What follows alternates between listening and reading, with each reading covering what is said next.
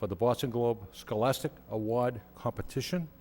And I want to recognize those in attendance for the Lowell High School Concert Festival, the band. So if everyone would please join with me and the school committee and rise while we honor America by saluting our flag. I pledge allegiance to the flag of the United States of America and to the republic for which it stands, one nation, under God, indivisible, with liberty and justice for all. Thank you. Madam Clerk, if we could have a roll call, please. Ms. Fattacante. Here. Mr. Leahy. Mr. Leary. Ms. Martin. Here. Mayor Caulfield. Here. Mr. Conway. Here. Ms. Doherty. Here. 7 present. Okay. We're going to move on with the agenda. And the first thing on the agenda is a moment of silence for many people who either work for the school department or have relatives working for the school department. And I would like to recognize Superintendent Carla Brooks Bear. We're going to have a moment of silence for Shelley McGrade and many other people. So, Madam Superintendent. Yes, thank you. Many of us are wearing ribbons that have the color pink, which was Shelley McGrade's favorite color, and the color white that recognizes the incredible damage that domestic violence wreaks in our world. Shelley McGrade died suddenly on April 18th, 2008, at the age of 35. She had come to work for the Lowell Public Schools as a student database administrator in 1999. She was responsible for reporting all official student data information for the entire school system to the Massachusetts Department of Education, a job that she did very, very well. Shelley's collaborative work and positive spirit were extremely valuable. She is dearly missed by her colleagues and friends. Beyond her work in Lowell, Shelley was the incredibly proud mother of 4 children, Brandon, Sydney, Benjamin, and Savannah. On behalf of the Lowell Public Schools, I'd like to express our heartfelt sympathy to the McGrade family and friends and request a special moment of silence in her honor. And the school committee would also like to recognize the following.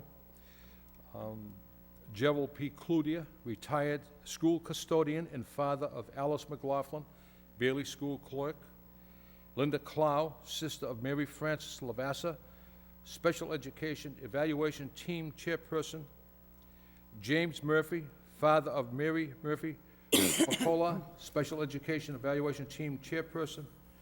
Thelma Zango, grandmother of Erin Ronsley, special education department clerk. Eleanor M. Caswell Coopier, mother-in-law of Joanne Coopier, deputy superintendent of curriculum and instruction department secretary. And Dolly McCormick, mother of Kathy McCormick, assistant superintendent for finances and operations department clerk. If we could all rise. One more. And Goodwin. And Oh, I'm sorry. And, I'm sorry, and Ann Goodwin, mother of Jill Steck, Robertson school teacher. If we could all, what's this, a revised?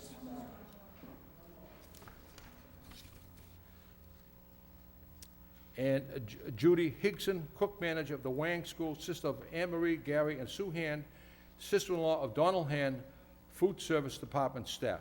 We could all rise in a moment of silence in darkened chambers.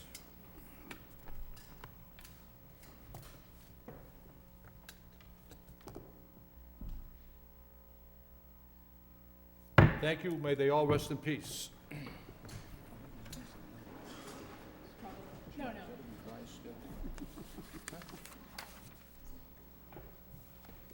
hang on. They're tricky. Christine, thank you, honey. Thank you. Does someone have the revised schedule? Because I don't have that in front of Yeah, me. you can use mine, yeah. Thank you. And now, moving on with the agenda. It is a pleasure and an honor to recognize those in attendance who are representing the 2008 Boston Globe Scholastic Award Competition. And Madam Superintendent, if you'd like to recognize those people who haven't come to the podium, they certainly deserve a round of applause from the school committee and the residents of this great city. Yes, I would invite Betty Santagati, who was the chair of our Fine and Performing Arts Department, to do the honors tonight. Here, it's a great honor to present the Boston Globe Scholastic Arts Awards competition winners from Lowell High School. It's not very often that the visual artists get center stage, the performing artists, the dancers, the theater people, the musicians. They're out in front and center in the community all the time, and that's great. But the visual artists do their thing quietly, yet they're very, very successful. This year we had 40 entries into the Boston Globe Scholastic Art Awards competition, and 22 of the 41 awards, which is over 50%, the best we've ever done. The awards are the number of entries is determined by the school population, but still 50% is a great showing. We had 8 gold keys, 7 gold keys, and 7 honorable mentions. There's much more information on the 1-minute video, so I'm not going to tell you everything you're going to see in a minute. You're going to see their work. But I'd like to introduce the students who are here. George Mateus, Stephanie Maglio, Joyce Fumba, Brian O'Connor, Amber LeBlanc, Vishnu Golakota, Melissa Kutch, and Chan Chum.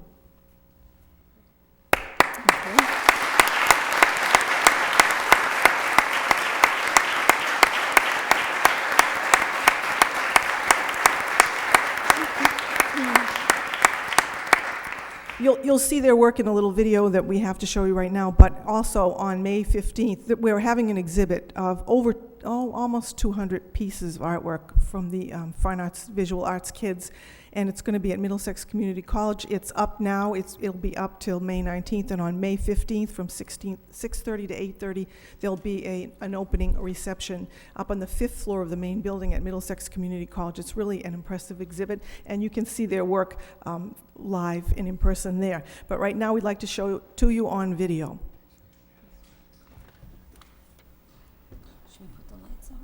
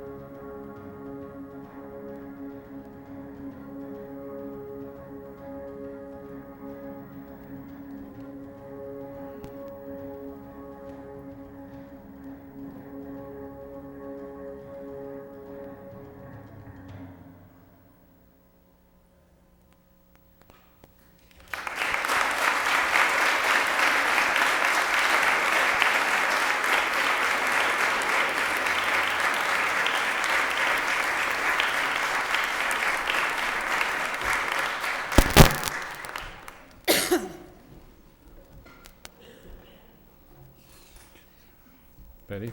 Now we're going to honor the band, and I'm going to ask Brandon Clark to do that piece. Before I do that, I just want to introduce the two art teachers who are responsible for all the good work of these students, Becca Blakeney and Faye Yavaro.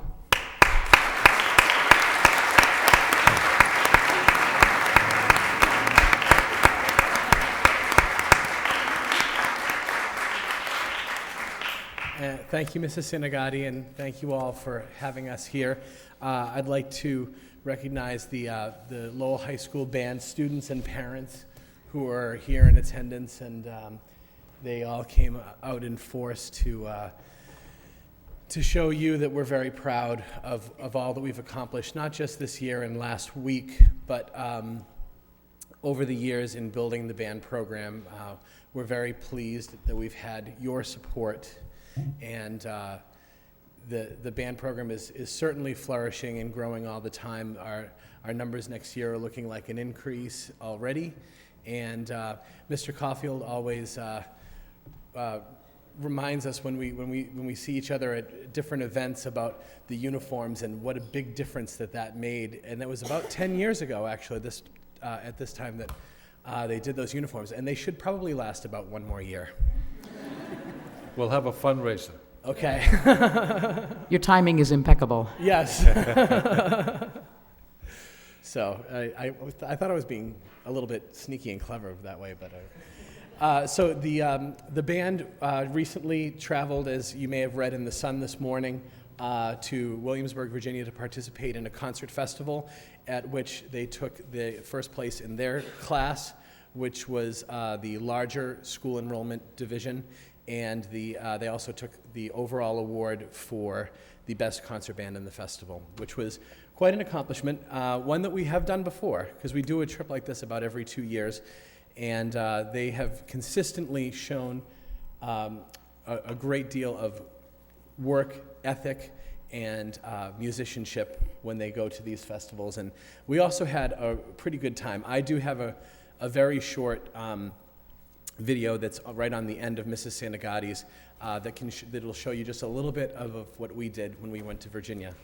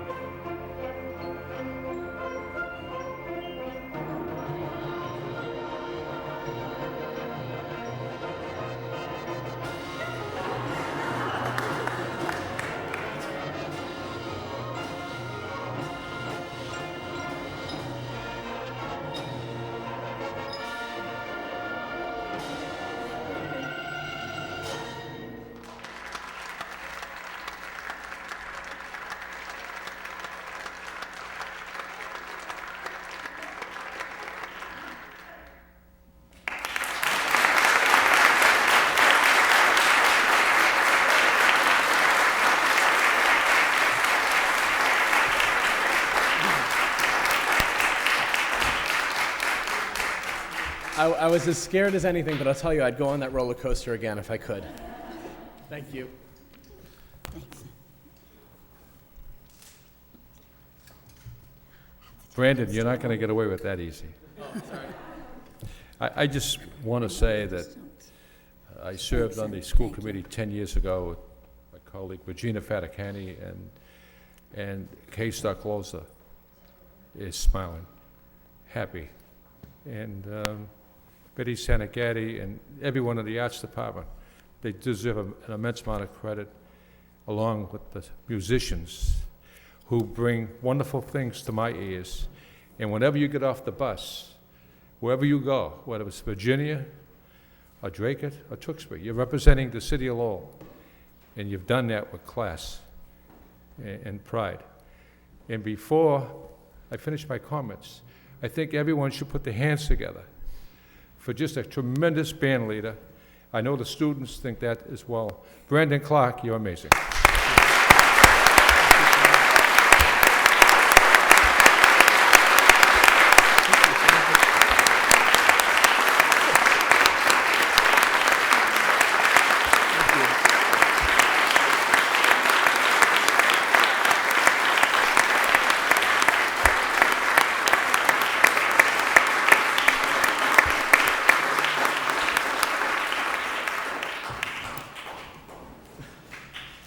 Thank you, Mr. Caulfield. You're welcome. And I might say that when those uniforms are needed, we'll find a way.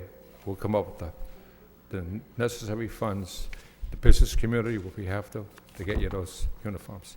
Any of my colleagues like to say a few words in respect to the band or the... Thank you, Your Honor, for mentioning my former colleague, the late K-Star Closer. She served on the subcommittee with Tim Golden, which actually was the impetus to start the rejuvenation of the band, and it was her efforts, along with Committeeman Golden, that really made this happen. And yes, she's looking down right now, and she's very happy. Yes, yes. Absolutely. Keep bringing music to our ears, and may the God walk with you on every parade. God bless you. Thank you.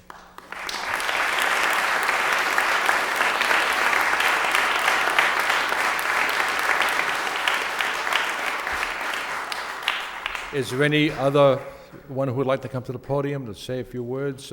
Any students? Any students like to come to the? Yeah, just how about if we keep it down to one or two? Okay. Okay. Uh-oh, we're in trouble.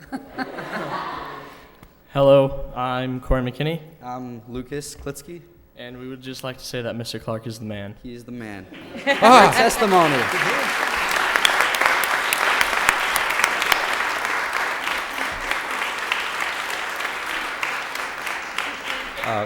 Thank you very much. You're entitled to stay for the whole meeting if you like. We're going to go through the agenda, and hopefully we'll do some great things tonight. And music, without a song, the day would never end. Without a song, a man ain't got a friend. That was a very popular song. So keep playing, keep bringing music to everyone's ears, and enjoy. Thank you.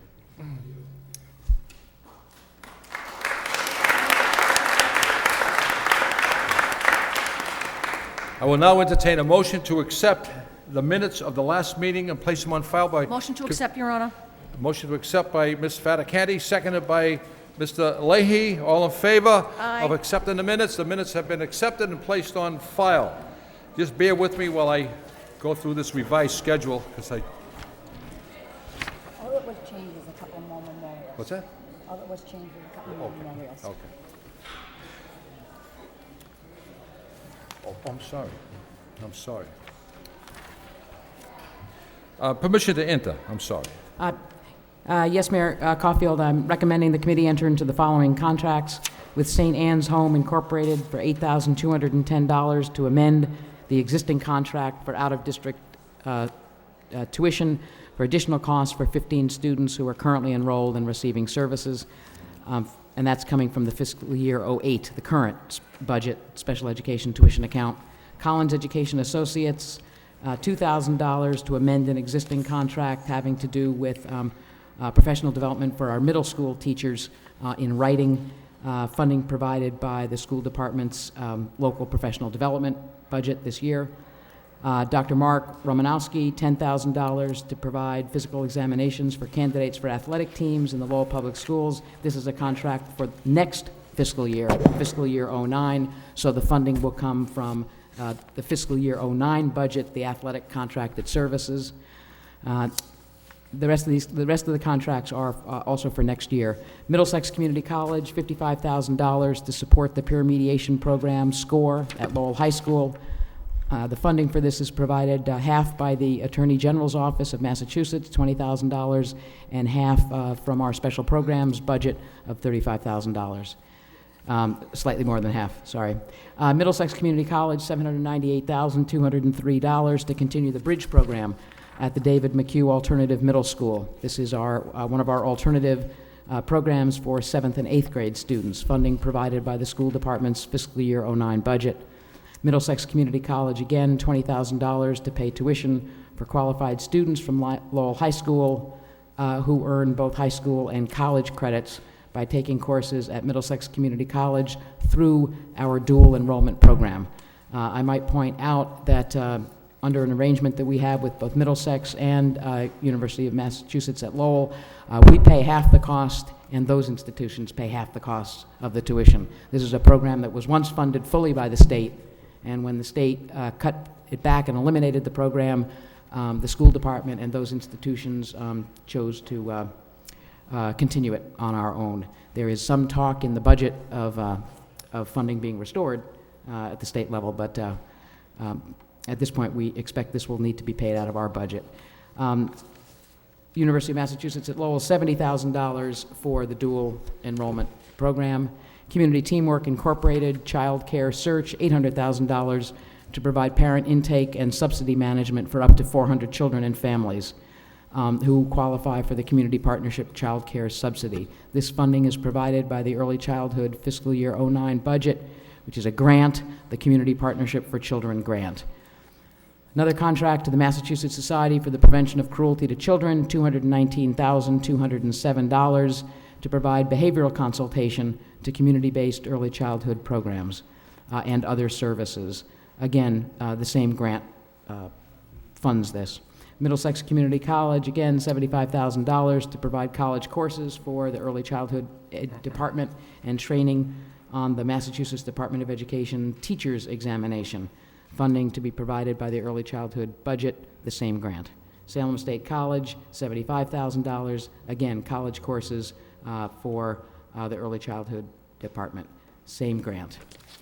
Greater Lawrence Educational Collaborative, $749,425 to providing for out-of-district tuition costs for 21 students who are enrolled and receiving services as outlined in their special education plans who are expected to enroll next year. That's out of the special education tuition account for next year. Merrimack Education Center, $304,615, again providing for the out-of-district tuition costs for 9 students currently enrolled and who are expected to continue next year. And Seven Hills Clinical Associates, $161,925 for out-of-district tuition for 1 student receiving services currently and expected to continue in that placement next year. The same funding source, this local budget, special ed department, fiscal year 09, special education tuition account. Those are the recommendations for contracts. The chair would like to recognize Ms. Martin. Thank you very much, Mr. Mayor. I would just like to request that, for my sake, if we could take the item at the top of page number 3 for community teamwork and vote on that separately. It would be a conflict of interest for me, so Fine. thank you. That's fine. And the chair would like to recognize Ms. Faticani. Thank you, Your Honor. The last item on the contracts, could we also separate that out and put that with community teamwork? That would be the Seven Hills contract, sir. Okay. Thank you. So separate Seven Ms. Hills. Motion to amend to remove those 2 items to be voted upon separately, Your Honor. Okay. Then move to approve Move to approve. the expenditures brought forward by the superintendent with the exception of the community teamwork and the last request. Seven Hills. Okay. Yes, Your Honor. Any discussion, any debate? Roll call. Now, is this to approve the rest of them? Yes. No, it's just, we're excluding 2. Yeah, The- yeah, to approve the rest of them? Yes. Okay. Ms. Fattacante? Yes. Mr. Leahy? It's not- Okay. Absent. Mr. Leary? Yes. Miss Martin? Yes. Mayor Caulfield? Yes. Mr. Conway? Yes. Miss Doherty? Yes. 6 yeas, 1 absent, approved. Your Honor, at this time, I'd make a motion to accept community teamwork in Seven Hills. Seconded by Mr. Leary. Any debate, discussion on this? Roll call. Miss Fattacante? Yes. Mr. Leahy? Mr. Leary? Yes. Miss Martin? Present. Present. Mayor Caulfield? Yes. Mr. Conway? Present. Miss Doherty? Yes. 4 yeas, 1 absent, 2 present, approved. Thank you for your expedience on this issue. Thank you. And now, as we progress with the agenda on unfinished business, regular school committee meeting of April 2nd, 2008 is amended. At this point in time, I would just like to bring forward publicly the executive session we had, I believe it was on April 30th, at the central office. It was April 30th on a Wednesday evening. And it was well attended, and the meeting lasted approximately an hour and a half. It was debated at length, but it was done in a very professional way. I want to thank the superintendent of schools, Carla Brooks-Bear, for her attendance, and the vote that was taken at the executive session was to rescind both amendments made to Superintendent Carla Brooks-Bear contract and also to Superintendent-elect Chris Augustus Scott. Those amendments made to those contracts were rescinded. And including Superintendent Carla Brooks-Bear contract, the practical effect of the action the committee took on the 30th is that the Superintendent Bear will be fully compensated for all of her accrued vacation time, 47 and a half days, $32,374. She will not be compensated for any accrued sick leave. With that being said, the vote was 7 yeas, no nays. I want to thank the committee for the diligence and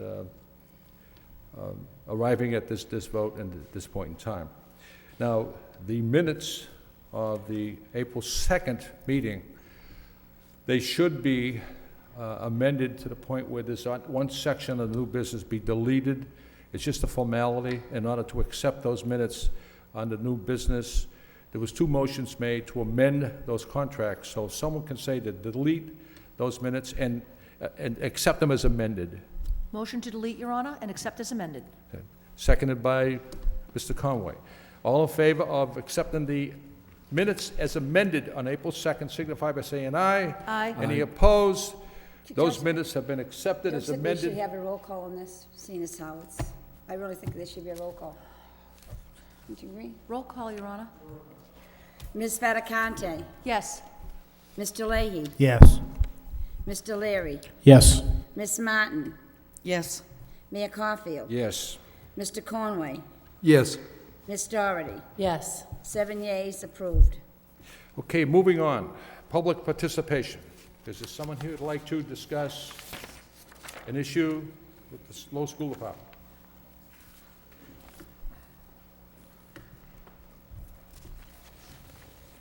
My name is Mark McNiff. My daughter is a 7th grader at the Robinson Middle School. On April 11th, she was assaulted on the way home from school. I've been dealing with the superintendent as well as a few of the other people here. My issue really is the security at the schools. When a threat comes in, when is a threat a threat? My daughter was assaulted first. She was threatened 2 days later. She was threatened 4 days later. And from what I understand, she was threatened a 5th time. She's still at the school. My understanding was the person who actually assaulted her has the right to go back to the school. I was informed that my daughter has the right to transfer out, which I think is kind of ridiculous.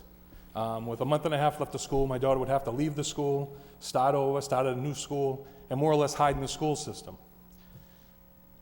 My concern is, when is a threat a threat? When do we alert the police on threats? When do we bring into the fact that she was assaulted first, then she was threatened? We have to come to an understanding here that if this person keeps threatening people, how many kids are going to just move out of the school and hide in the system? The bully gets to stay, my daughter gets to hide. Where's her safety? Where's her security in the school? I'm not getting an answer. I've taken it at every avenue. I've had a meeting with her, the superintendent yesterday. We still didn't get an answer. She kept telling me there was a plan in place that my understanding was the plan didn't work. I was never informed about any plan. The only plan that we were told about is for my wife to pick up my daughter on the way home so this doesn't happen again. Could I refer this to the city solicitor, and we will give you a report on that, a legal report on what has to happen, what you should do, and so forth. And we would like to follow through on this, but we'd just like to let you know the process.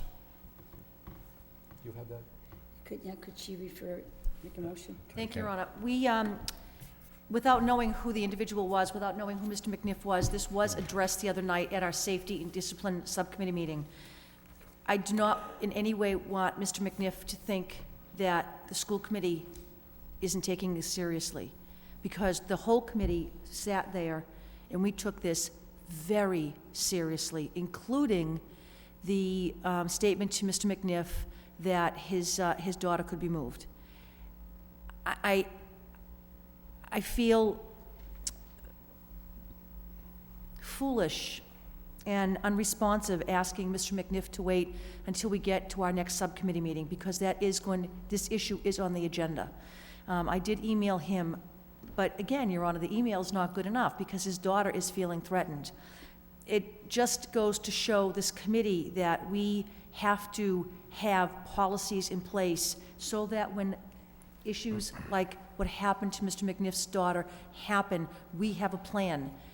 And I have to apologize to Mr. McNiff that there was no concrete plan. And I hate to say that his daughter will be the test case, but his daughter will have allowed us to create a policy so that this does not happen again, so that Mr. McNiff and other parents do not have to come to the microphone again and ask us for a solution. We are taking this seriously. I apologize profusely. As head of the discipline and subcommittees, the safety subcommittee, I feel that we let our guard down, and I just can't believe that it happened, and I apologize. So if we could work with the city solicitor, we are looking at some policies, Your Honor, some stiff ones that would preclude this from happening again, and a policy that the principal can go to our policy handbook, open it up, and say, this is what I need to do, Right. so that this doesn't happen again. Thank you. So I'm going to make a motion that we work with the city solicitor to, in fact, create a policy. We have another subcommittee meeting that is scheduled, and I invite Mr. McNiff to be there at that subcommittee meeting, and that we create some kind of a concrete policy that does not allow this to happen again. Motion by Ms. Fattacani that we set a policy, work with the city solicitor, seconded by Mr. Conway. Why don't we have a roll call on that motion? Thank you. Ms. Fattacante? Yes. Mr. Leahy? Yes. Mr. Larry? Yes. Ms. Martin? Mayor Caulfield? Yes. Mr. Conway? Yes. Ms. Doherty? Yes. 7 yeas, approved. Thank you, Your Honor. Any other people who would like to talk? Yes, Mr. Leahy.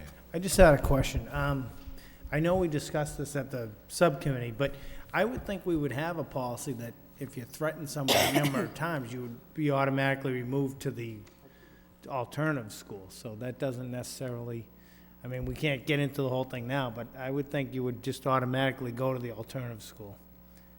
That doesn't, I mean, anybody, I guess, who would know the answer. That doesn't automatically happen if you...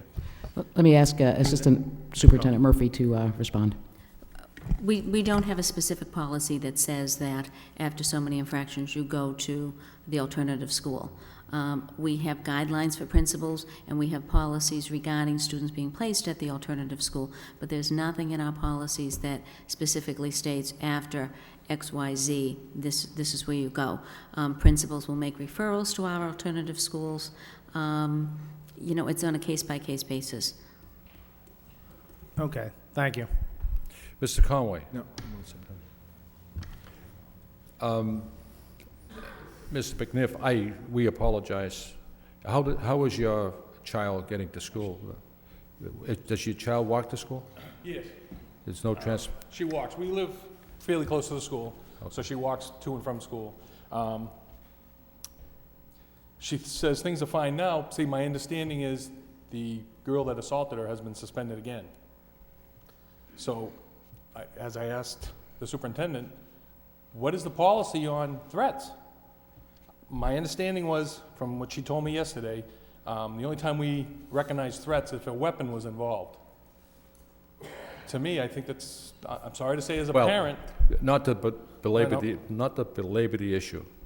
The police department takes it very seriously. So shouldn't we? Well, And the motion made by Ms. Faticani, we're going to set up a policy with some teeth in it. Children should go to school with peace and tranquility to get an education, not to be walking home. Can I in just, fright, so. I was told by 3 people on the staff that the policy was set, that the policy was any threats that come into a school, notified to the school department as well as the police department. Yesterday with my meeting with the superintendent, she says it's the only time they're notified if a weapon was involved. Well, If I could- Mr. McNiff, can you bear with the mayor and this school committee? And we're going to sit down and come up with a policy that I think you're going to be happy with. Okay? Any other public participation? If not, we're going to move on with the agenda. Motions by David Conway. Unresponsive motion. Request that the superintendent report on the status of the previously approved motion regarding the selection of a graduation speaker for Lowell High School commencement. Second, Your Honor. Seconded by Ms. Faticani. Mr. Conway. Thank you, Mr. Mayor. A number of weeks ago, I brought forth a motion that it talked about a selection of a graduation speaker at Lowell High School, and to be picked from one of the distinguished alumni. I assumed that the situation was taken care of, and that was a number of weeks ago. And I believe at our last meeting, one of my colleagues happened to ask the question who the speaker was.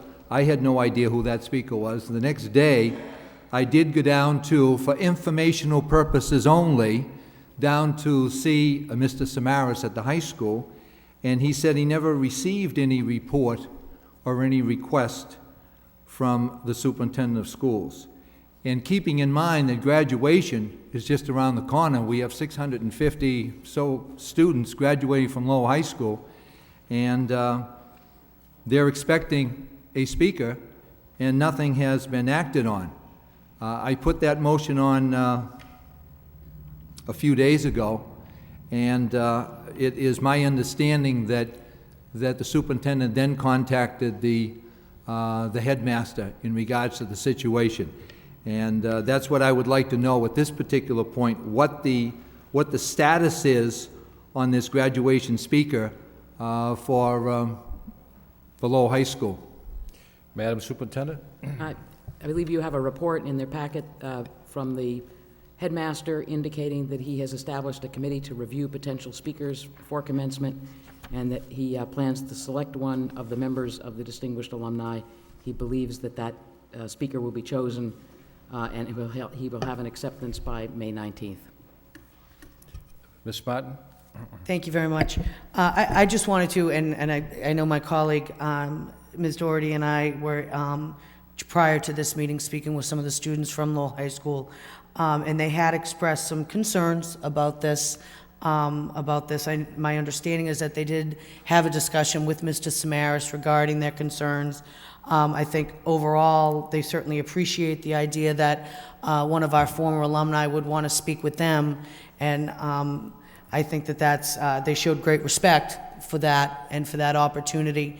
They did, however, express some concerns that students who have traditionally been the key speakers at graduation, whether it was valedictorians, salutatorians, student government leadership. They do have some concerns that those students would be somewhat limited in their time by the addition of this speaker.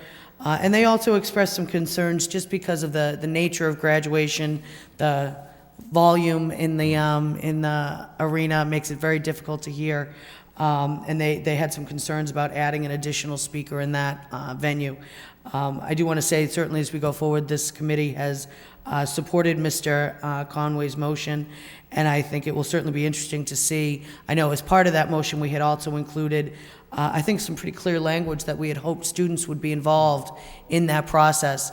My sense, I don't know if this conversation that they had yesterday counts, if that was if that was their opportunity to weigh in. My sense is that they didn't hear any names and they don't have any sense of who's being considered.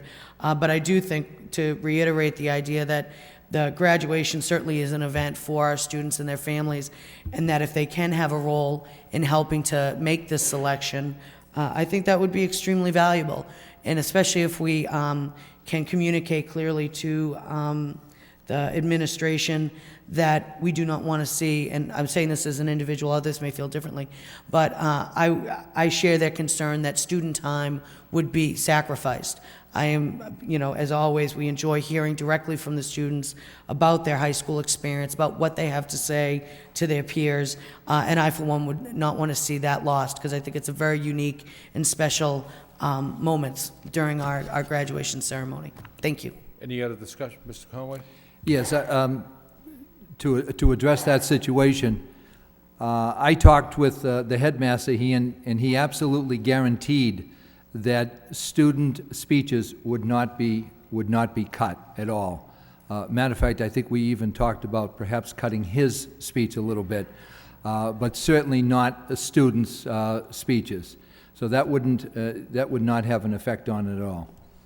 And that's wonderful news, and I hope that the students who clearly that wasn't communicated to them, because they had some very real concerns about it. I doubt they're watching our meeting, but hopefully they will get that information as well. And that was never the intent either, because it was always in addition to. And this was something that had been discussed for a number of years, to have someone come in and speak. And we talked about perhaps somebody from the news world or the sports world, but they did not have a connection with Lowell High School. And a number of people mentioned, why don't we get someone from the distinguished alumni? Because who better would know what the high school was all about and what the city of Lowell was all about, and that they could come back and explain that to the students. And that was the only reason. But it was my understanding from the headmaster, it would not take time away from the students. Because I agree with my colleague, I would not want to have any time taken away from those addresses, because they're extremely important. Thank you. Does the report given by Madam Superintendent answer your questions, Mr. Conway? Yes, so I request to withdraw that motion then. Okay. Accept the communication from the superintendent and place it on file with Ms. Martin, seconded by Mr. Leahy. All in favor? Signify by saying aye. We're moving on with the agenda. Motion by David Conway to ask the law department to review the appropriateness of the superintendent making employment selections, transfers, and contracts, given that she is leaving her post on June 30th, 2008, seconded by Ms. Fattacani. Mr. Conway? Yes, thank you, Mr. Mayor. I think that, keeping in mind that the superintendent will be leaving us very, very shortly, and we have a new superintendent coming in, Dr. Chris Augusta Scott, and I would think that we certainly have the confidence in Dr. Scott, because we voted her in as our superintendent, and I think that she should perhaps have the right to pick her leaders. And it's kind of a unique situation, because not every year we have principals' jobs coming up, and I believe we have a few of them coming up this year. And I think that the superintendent, newly elected superintendent, should have that opportunity to participate in those elections. I know that my critics have said on this, in this particular motion, that there would not be enough time. I would like to say that the process itself can continue, And what I mean by that is advertising for the position, setting up the selection committee, doing the interviews. That all can be done. That's not I don't see that as a problem. But when it's narrowed down to the 3 finalists, that's when I think that the newly elected superintendent should weigh in on that pick, because that individual hopefully will fit in with the same type of philosophy that our new superintendent has, and for the goals for our school district. And I think that Dr. Scott should have that opportunity to do that. And I think that she certainly would have enough of time. If it is narrowed down to the 3 selections, and I think, as far as I know, administrative jobs at that level are narrowed down to 3. And I would think that superintendent would probably would enjoy sitting down and interviewing those candidates, because that's the person that she's going to be working with. Thank you, Mr. Mayor. Ms. Fattacani. With all due respect to my colleague, Mr. Conway, we do have the city solicitor here. I don't know if we want to refer this to her now, or we want a written report. I mean, if we refer this to her now, we would be able to dismiss, we'd be able to understand. If that's what you're requesting, Madam Solicitor, if you could answer that question. I would need some time to work with the superintendent as well as the assistant superintendent for personnel in order to thoroughly look at the issue. Having looked at it actually today in preparation for tonight's meeting, it looks as if it's a fact-driven question, and there's going to be some issues that I need to work with. I did have a brief discussion late this afternoon with Assistant Superintendent Mulligan. Sorry. And I will get more of that information, and I can have a report for you in short order. Okay. All right. Any other discussion on the motion, Mr. Leahy? Are we going to do a roll call on this tonight? Or I would say so, yes. Okay. Yes. All right. I could have to say at this time, I mean, I disagree with my colleague. I can see his point that he's trying to make, but I just don't agree with it at this time. So if we're going to do a roll call, that's fine. That's what democracy's all about, John. Ms. Martin. Thank you very much. Another fan of democracy. Just a couple quick things, and really it's really going more on, I guess, history and some of the things I hope we've learned from. I think, in the very recent history for this, the school committee, I think we learned firsthand what happened from delay. I think that part of the reason why our superintendent search had the pressed and stressed conclusion that it did was because of delays that happened, that there is a natural cycle to the hiring process in this industry, and that their quality people are being courted and recruited, and the city of Lowell deserves first pass at those people. And I think any delay in any way simply is something we can't afford. We have a year ahead of us that is going to be absolutely filled with challenges, and at the very least we can do is ensure that we're doing everything we can to have the most talented people in place, for us even to have a hope, a prayer of being able to accomplish the very heady and I think aggressive goals that we have for our district.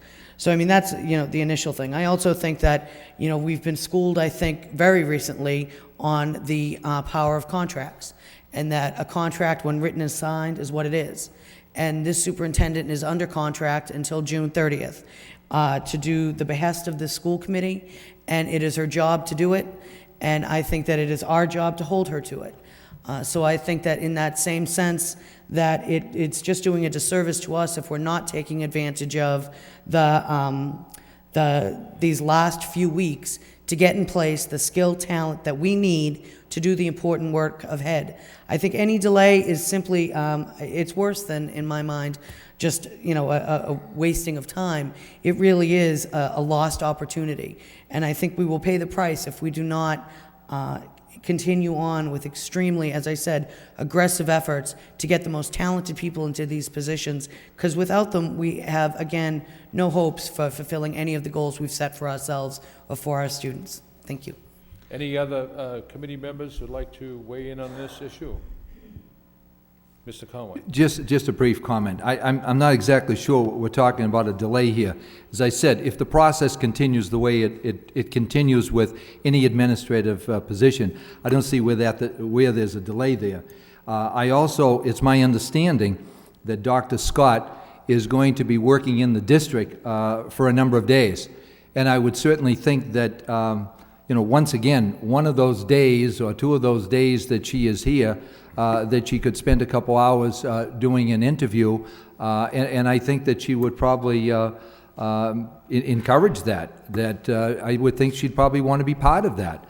So again, I don't see, and I agree with my colleague, if there's a delay, if I was talking about delaying this for 6 or 8 weeks, that wouldn't make any sense, because obviously you have to have a principal.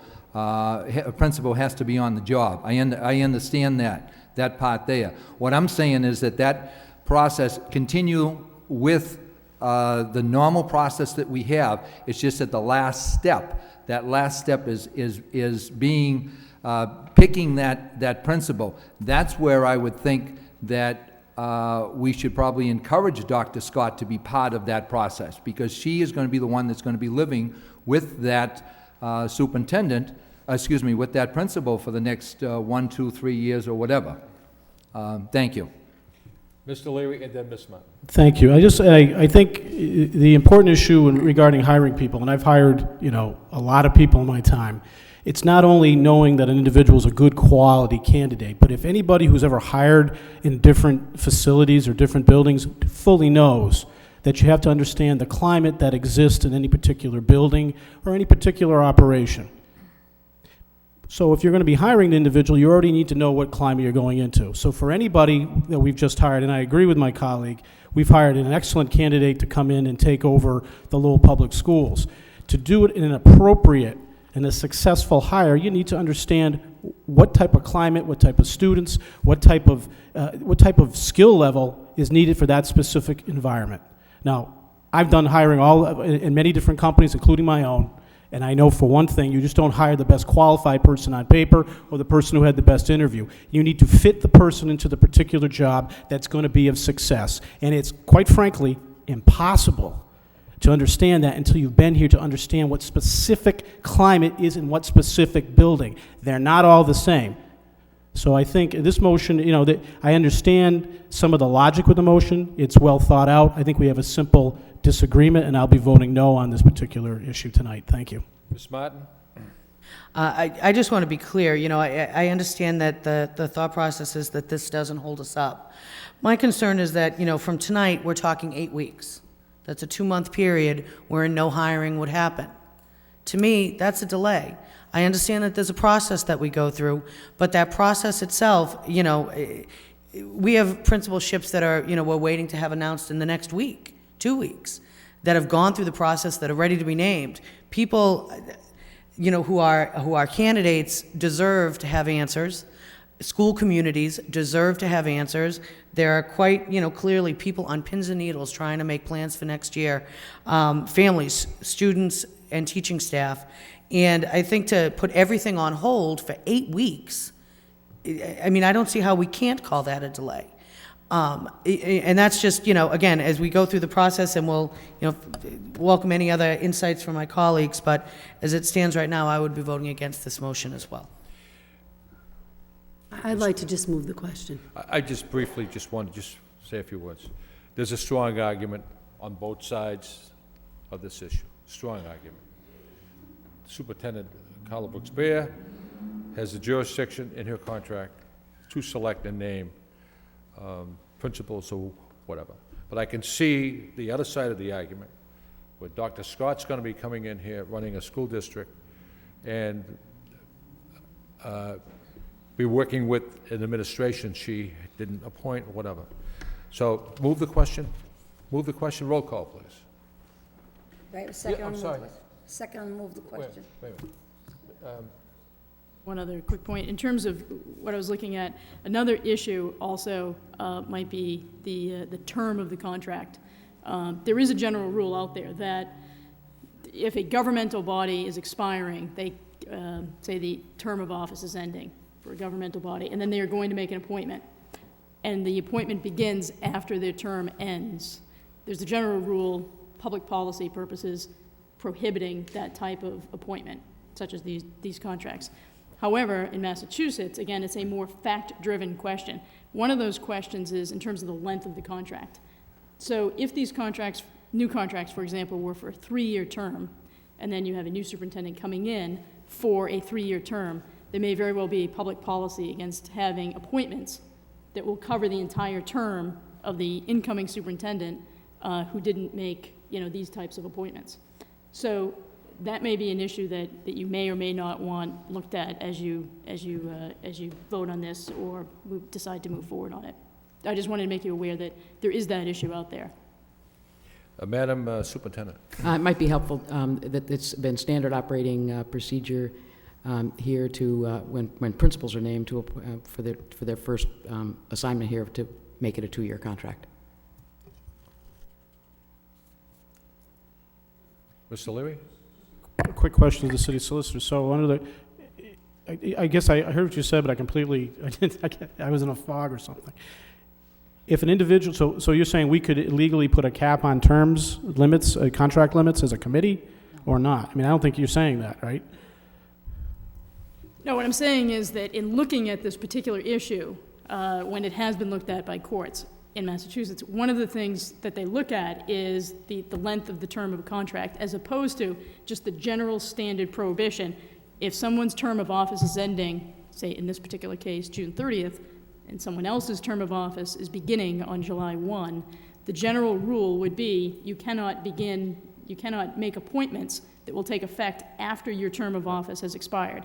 In Massachusetts, the courts haven't adopted such a hard-line approach because they recognize that, generally speaking, the only problem with that would be evidence of some sort of bad faith and things of that nature. So there's a presumption of regularity, I believe, with the courts in looking at this issue. But in looking at it, what they do look at is a host of things, not the least of which is the term of the contract. And so if you had, say, an outgoing superintendent that made, say, several appointments, and again, I'm not even sure exactly how many are up right now, how pressing of an issue this is, but if you had, say, a number of appointments, and all those appointments were for 3 years, you would have effectively a new superintendent having an administrative staff for the entire term of her contract, in which she did not play a role in any of the selections. And under those circumstances, there might be a public policy against entering into contracts of that length. So I was just throwing it out there as something I just wanted to make you aware of as you were looking at this issue, and it's... So in essence, then, if an outgoing individual on July 1st made an appointment for 3 years and the incoming superintendent had a contract for 3 years, that could, in theory, be illegal. I mean, I guess, I don't know, I mean, I guess it's, you don't know, it's ambiguous, you don't have a... Right, there could be an argument that kind of a contract would be, contrary to public policy. Again, there's a lot that goes into it, and I was waiting to hear what the committee wanted in terms of whether to have the law department look at this issue or not look at the issue, but I did do some research into it beforehand. And again, there's a lot that I still don't know in terms of questions for Sue Mulligan and the superintendent. Ms. Martin? Again, just as a kind of point of clarity, so basically what you're reporting back to us is on the Mr. Conway's motion of whether it is, whether we would be able to, if we chose to, limit the ability to appoint in the next 8 weeks. If Exactly. I'm sorry, I thought that's what I said. So, but it's not, but you're not reporting back to us that it would be illegal for us to allow the superintendent to serve out her contract with full appointment abilities. It would take a proactive motion on our part to take away that Yes. job Right. function. Yes. That's what I'm hearing. And I think what the Madam Solicitor indicated, that if Superintendent Bear selects a person to start July 2nd or whatever, after her leave, then I think that has an issue. Am I Are you right? saying that that's illegal, or are you? No. No, it's, There's what an I'm issue. getting at is that there are legal issues involved in this. You know, there's some legal merit, essentially, to the question. But at this point, I'm not in a position to give you some sort of definitive ruling on this issue. So you're saying that there's legal merit to the idea of investigating whether or not we can take away this power of appointment from the superintendent? Right. If we choose to do that. However, if we don't choose to do that, things continue with with her having full appointment Things- ability. that's right, things It's a would conscious continue. choice that we're making as a committee. You know, if we decide that that's what we'd like to see in these next 8 weeks, Right. that the appointment process continue on, you know, as historically it always has. Right. We simply have to vote against this motion, and things will continue on the same path they always have been. Is that accurate? If you vote against the motion, then the motion is to have the law department research and prepare an opinion for the committee. So if you vote against the motion, that won't happen, and things will continue as they currently are. Status quo. Status quo. Roll call. In favor of Mr. Conway's motion, is that correct? Yes, Okay. Just getting it straight. So helped, so, you know, that a lot of move the question over there after, okay, all right, I'm good. Ms. Spadacante? Yes. Mr. Leahy? No. Mr. Leary? No. Ms. Martin? No. Mayor Caulfield? Yes. Mr. Conway? Yes. Ms. Doherty? No. 3 yeas, 4 nays, Motion defeated. is defeated. Moving on with the agenda. Motion by Jackie Doherty, request the superintendent invite students groups to perform at the community reception for Superintendent-elect Chris Scott on June 11th at the Hall of Flags, seconded by Mr. Leahy. Thank you, Your Honor. I think the motion speaks for itself. I love the idea of having an opportunity for some of our very talented children to be able to perform, not only for Dr. Scott as a welcome to our community, but for the community members at large who will be out for this event. I realize that we'd have to get groups that are transportable, that could easily come into the Hall of Flags, and maybe some different age groups, some of the Lincoln School singers. Those Well, kids do a wonderful job. If I may just say, interject, the business community will be there, the city council, the school committee, parents, teachers, and so forth. How many groups do you want to perform? Well, I wasn't, I'm not locked into any certain number, Okay. but I just would like to make the I think it's a great request. idea, but Given the venue and the amount of people there, and Right. we only have 2 hours, I realize all Right. that. But if we, you know, I mean, if you had the Lowell High School Spindles singers, that would be or very something, nice. yeah. That was my intention, just we'll a leave way that to up show to, our, to the superintendent and her staff. Thank you. Ms. Fatacani? And, Your Honor, would we also include the honor guard from the ROTC? ROTC? That'd be a great gesture, yes. Yes. Because we have an award-winning honor guard. Yes. That is the biggest in the country. So, and it's an opportunity to show that off to the business community, too. Madam Superintendent, could we make that happen, please? Thank you Thank very you, Your much. Good point. All in favor of the motion signify by saying aye. Any Aye. opposed? Motion carries. Let's see. Motion by Jackie Doherty. I love this motion. Request the superintendent work with the city manager to improve recycling efforts in the schools, seconded by Mr. Leary on the motion. Thank you, Your Honor. Again, I think it speaks for itself. We have been trying, the school department has been trying to improve our recycling, and we've had a number of obstacles and just challenges that it seems to me that if we work closely with the city manager, I know the city has also been working very hard to improve its recycling efforts. It's something that would benefit the whole community. Thank you. Mr. Leahy. Yeah, I'd like to speak again. No, I'd like to speak for this motion. I wouldn't surprise me. I just want to make one comment. I think that would be a helpful suggestion too. When we look into this, probably the biggest thing that why people don't like recycling is because the bins are too small. And it's a very simple thing. You're wrong.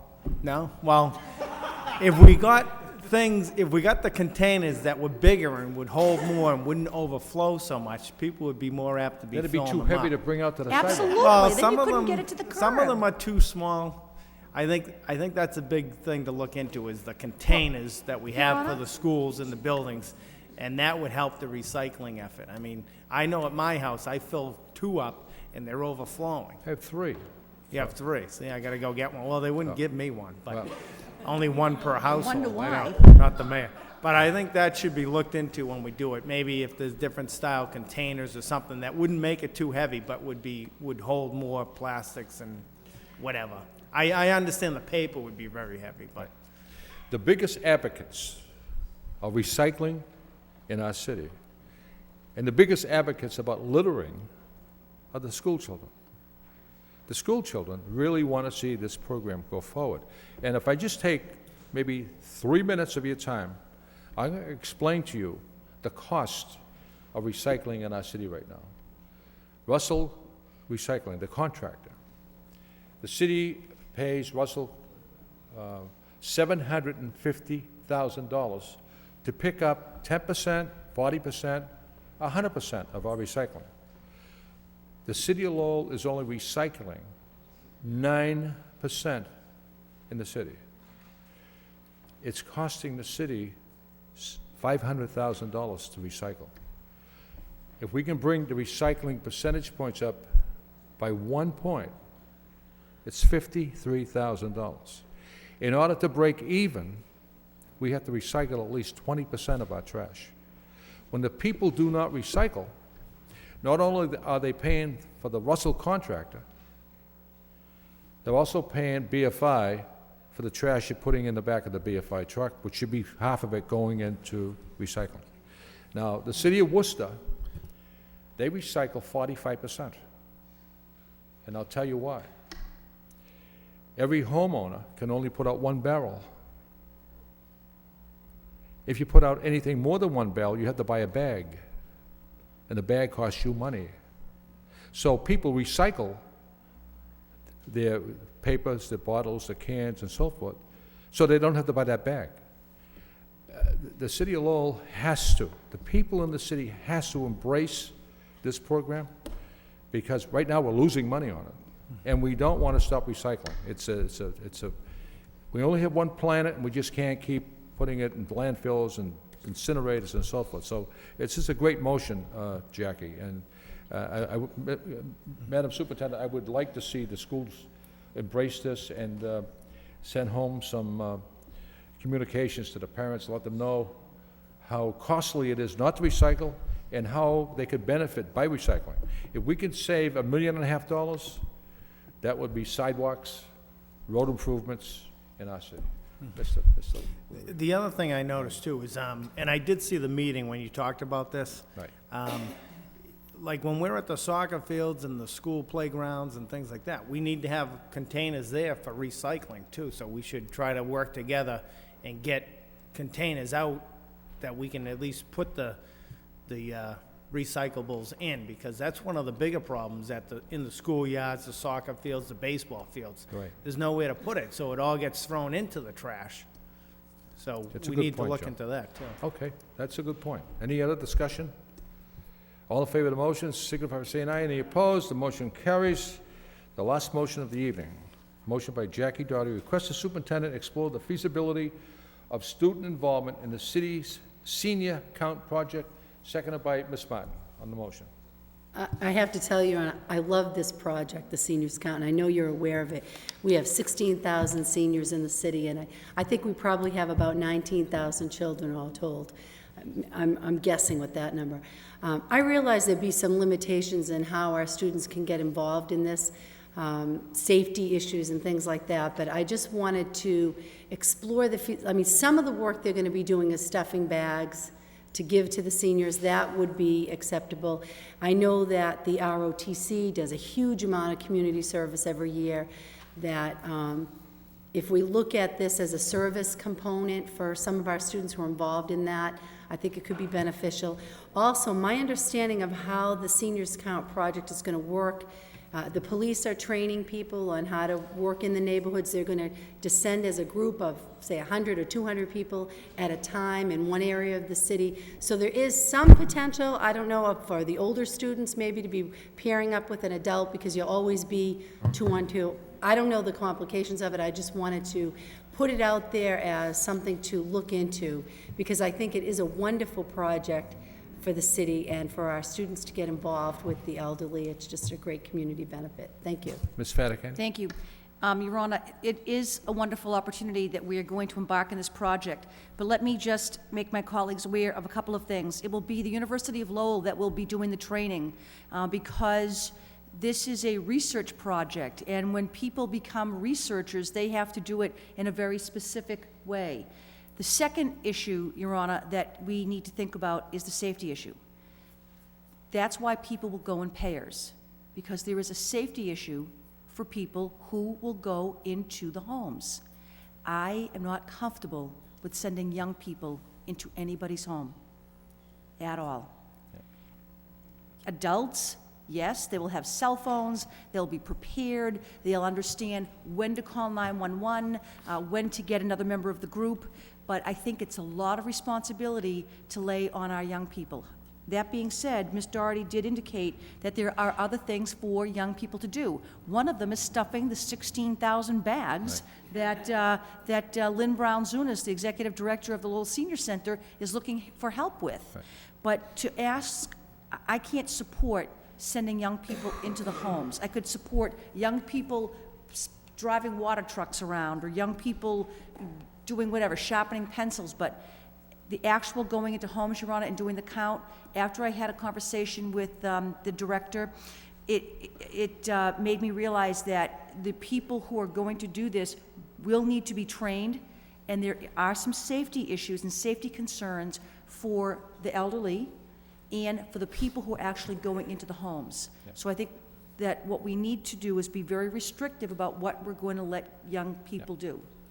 I think, Madam Superintendent, if we send a communication to Executive Director of the Senior Center, Lynn Brown-Zunas, first of all, I don't think Lynn Brown-Zunas would allow that. Number two, I think there's a lot of work that the students can do behind the scenes. Absolutely. And help with the letters and stuffing and so forth. They can be very helpful at the Senior Center. I believe they already have a program put together where people are going to be identified when they go to a senior's home, knock on the door, self-explanatory. I don't think having a youngster out there doing that would be advantageous. So, but there is work that they can do. So if we send a communication to Lynn Brown-Zunas, I think that she could find work for those students. And it's a good motion. But I don't think Lynn Brown-Zunas would allow anyone to go out there in a unsafe way. Any other discussion on this motion? All in favor of the motion, signify by saying aye. Any Aye. opposed? The motion carries. Okay. Subcommittees. Safety and Discipline Subcommittee? Thank you, Your Honor. The committee met, Safety Subcommittee, myself, Ms. Doherty, and Ms. Martin. The members of the Discipline Subcommittee, chaired by Mr. Conway and Mr. Leahy, were also members of the Discipline Subcommittee. And other committee members present, Your Honor, were Mr. Leary. So we actually had a full complement, Your Honor, of the school committee. We met at 7:40, and subcommittee members expressed concern with the increase of violent incidents within schools, particularly concerns with weapons being brought into school and the lack of cases being brought before the school committee for permanent expulsion. Assistant Superintendent Murphy provided an overview of the laws which govern expulsion hearings and responsibilities of the principal. The need for new policies was discussed in conjunction with the need for consistent discipline practices across the district. In fact, I think my colleague, Ms. Doherty, may have indicated that there are policies, Your Honor, but every principal follows them differently. And that's part of the concern, I think, of the entire committee, that policies are not being followed as they are written. There was a motion by Ms. Martin, seconded by Ms. Doherty, requesting that the superintendent provide the committee with a copy of all district discipline and safety policies regarding to the, prior to the next safety discipline subcommittee meeting. 5-0, that was accepted, Your Honor. We continue to discuss concerns that school personnel are not responsive to issues raised by parents. Teachers feel that there is a lack of support from the school administration. School climate and implementation of discipline strategies being part of the principal's evaluation. Could we possibly explore that, Your Honor? The effectiveness and use of in-house and out-of-school suspension practices. Some principals say, well, I just don't do it because, I just don't think it's effective, when in fact it is a policy of the Lowell School Department. The other issue that was discussed, Your Honor, was teacher morale and a survey done by the United Teachers of Lowell. And also we discussed whether or not we would like more school resource officers in our middle schools. It was decided that the United Teachers of Lowell will send to committee members at their homes a copy of the report that they have after they conducted a survey of their teachers in the city of Lowell. There was another motion by Ms. Doherty, seconded by Ms. Martin, to request the superintendent provide a report on in-house suspension practices across the district, investigate the use of in-house suspension models in other school districts, and provide a report on the number of in-house and out-of-school suspensions. That was accepted 5-0. And the last motion, Your Honor, by Mr. Leahy, seconded by Ms. Doherty, requested the superintendent explore all funding opportunities and develop a plan in conjunction with the Lowell Police Department to increase the number of school resource officers so that we have a school resource officer in every middle school. An invitation to attend the next Safety Discipline Subcommittee meeting will be extended to Police Superintendent Ken LaValle and Sergeant Jack Dolan. That was accepted 5-0. Thank you, Your Honor. Thank you. It was an excellent report, by the way, excellent. There were 3 motions with this report. I'll entertain a motion to adopt the motions by Committee Member Leary, seconded by Mr. Leahy. Roll call on those 3 motions. Ms. Fattacante? Yes. Mr. Leahy? Yes. Mr. Leary? Yes. Ms. Martin? Yes. Mayor Caulfield? Yes. Mr. Conway? Yes. Ms. Doherty? Yes. 7 yeas, approved. Then I'll entertain a motion to accept the report as a report of progress and place it on file by Ms. Martin, seconded by Mr. Leary. All in favor? Aye. Thank you. Your Honor, I just had one comment on the report. When we talked, the last motion that we made about trying to work with the police department to have the SROs in the schools, I think that that's such a great benefit that we've had, and unfortunately over the years we've had to cut the back on that because of financial issues. But if there's any way we can work together with the police department to get some sort of a authority figure like the police, the resource officers in the building, it makes a world of difference. And with the trouble we see, in the streets today, we read about in the paper, this is something that we really should try to invest in if we can. Some of these kids, they're just on the verge, and if we can, and obviously they're just not getting it at home or in their neighborhood, but if we can influence half of these kids or a third of these kids, they're all great kids, they're just going down the wrong path, some of them. And some of them we can turn around, and it's really worth trying to make that extra effort. I know we are, and I know, finances are tight, but this is something that we should really get behind and just find a way to try to do it. Thank you. Ms. Doherty. Thank you, Ron. I'd like to just add to that. We specifically ask in the motion for the superintendent to speak with the chief and look at funding issues, because I know from my involvement in the city manager's anti-gang task force that there is money for these kinds of programs through the Shannon Grant. Right now, our middle schools are sharing police officers, and we know from research that if we can get, the younger you get kids from turning away from gangs, the better off you are. If we can get them in the 5th and 6th grade, by the time they get to the high school, they've really become so involved, it's difficult to pull them back from it. So we're specifically looking at our middle schools, that we need a police officer at every one of our middle schools, or at least the major ones, and trying to work with the police and making that happen. Thank you. Mr. Conway? I'd just like to ask a quick question, Mr. Mayor. Perhaps through you to the superintendent. Incident reports at the schools, are they supposed to be reported to you? An incident report? Yes. It depends on the incident. Incidents of severity are reported to our office. Could you give me an example? A bomb threat, a weapon found on school property. A threat to a teacher? I believe so. I'd have to. Well, this I think is that's what- not covered. I don't think that we have that specific one covered. So I don't think we have that specific covered. Okay, I think that's, we have to take a look at that too, because it's, there are a lot of instances that have taken place in the schools. I know that I've received a number of telephone calls concerned about the discipline in the schools, and I think that as educators, we certainly know that unless you have a controlled type of class, and unless you have a managed class, certainly education, the best curriculum in the world is not going to work. So I think that I know that some of my colleagues have received calls and information that there are certainly discipline problems out there in the schools, and I think that that joint meeting that we just had, I think that that's going to help to, let's say the first step to address these situations.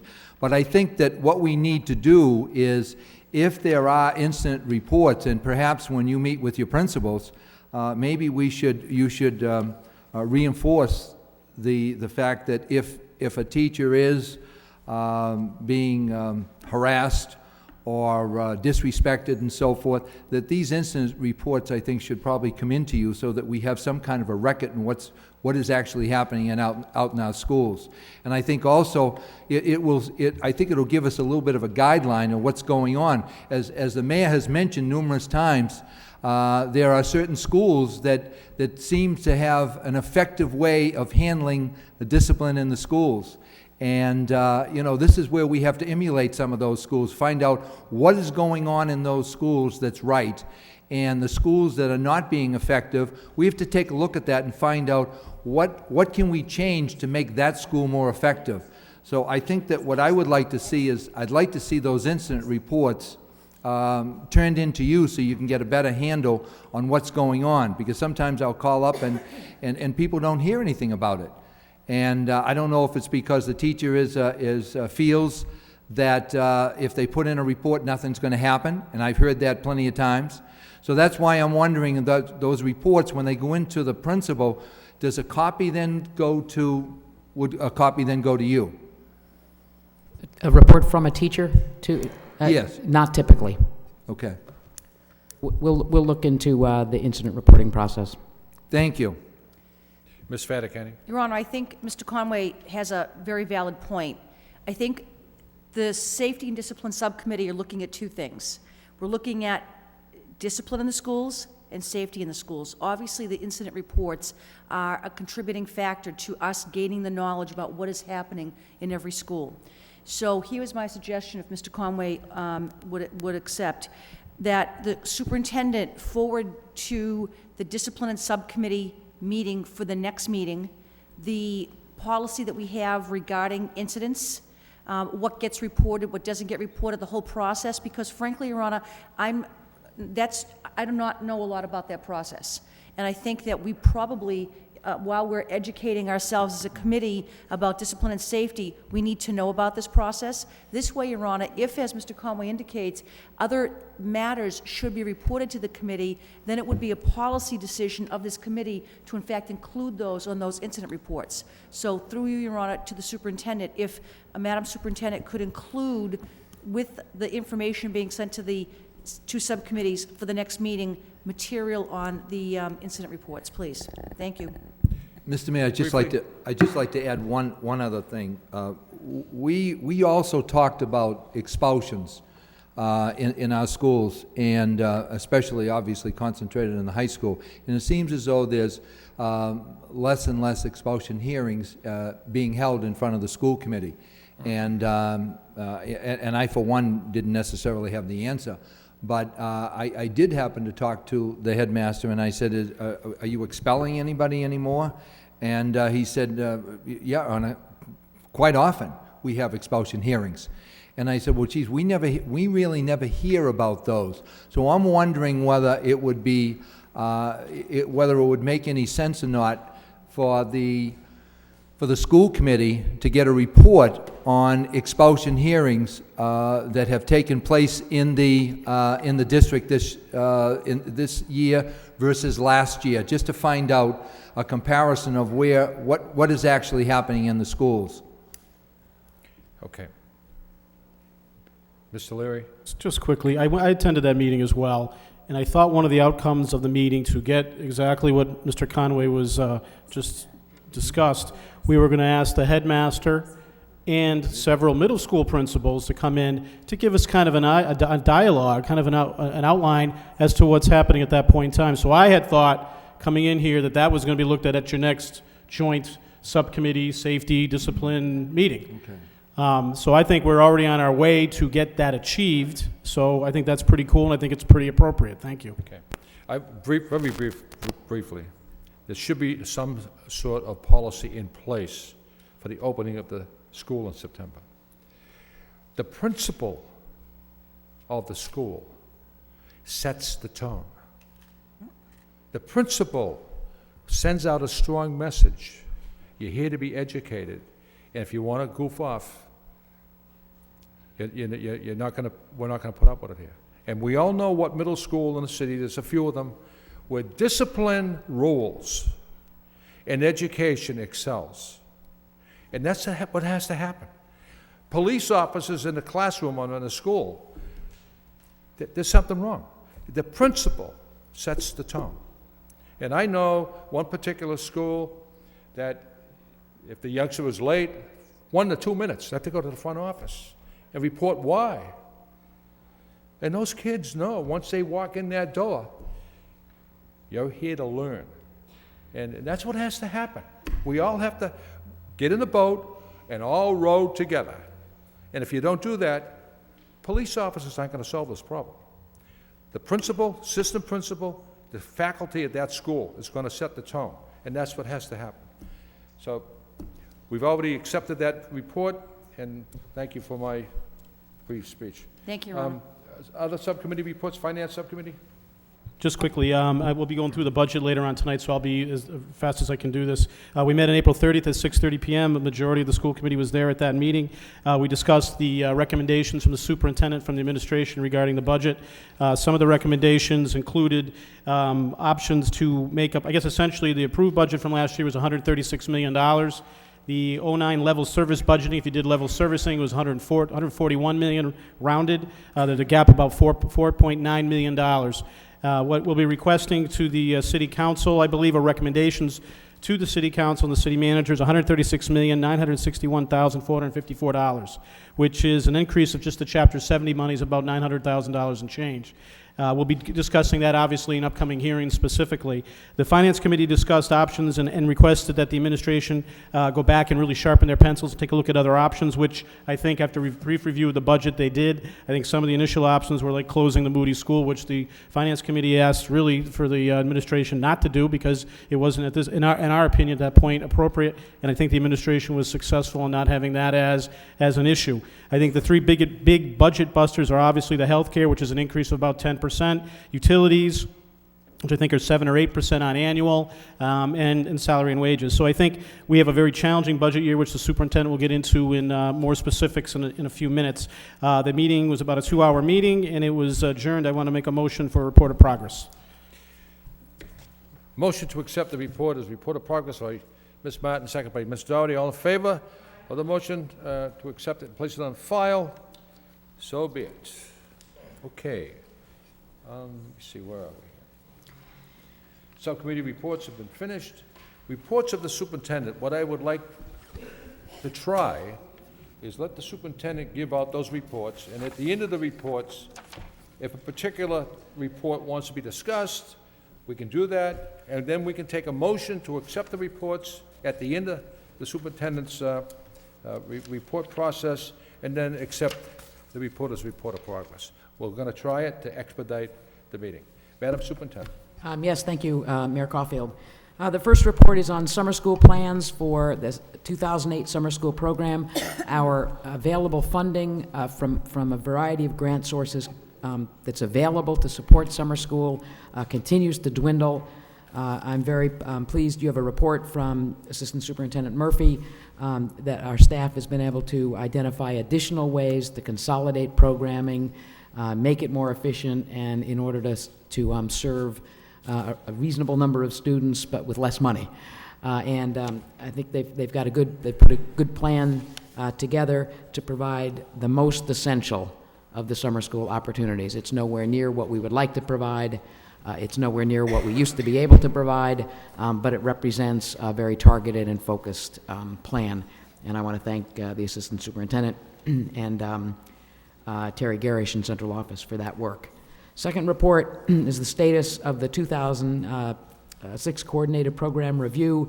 Committee members several months ago, I think it was maybe last summer actually, received the Coordinated Program Review report from the state, which is every several years, every 5 or more years, every school department goes through a very exhaustive study by the staff from the Department of Education of its special education program, its services for youngsters who are English language learners, and a full range of the student services. And districts always come out with a series of recommendations and requirements, and I'm pleased to report that the Department of Education has accepted our corrective action plan with considerable commendations for the progress already made in responding to the concerns. So again, staff have done a very fine job of responding swiftly and comprehensively to the requirements of the Department of Education.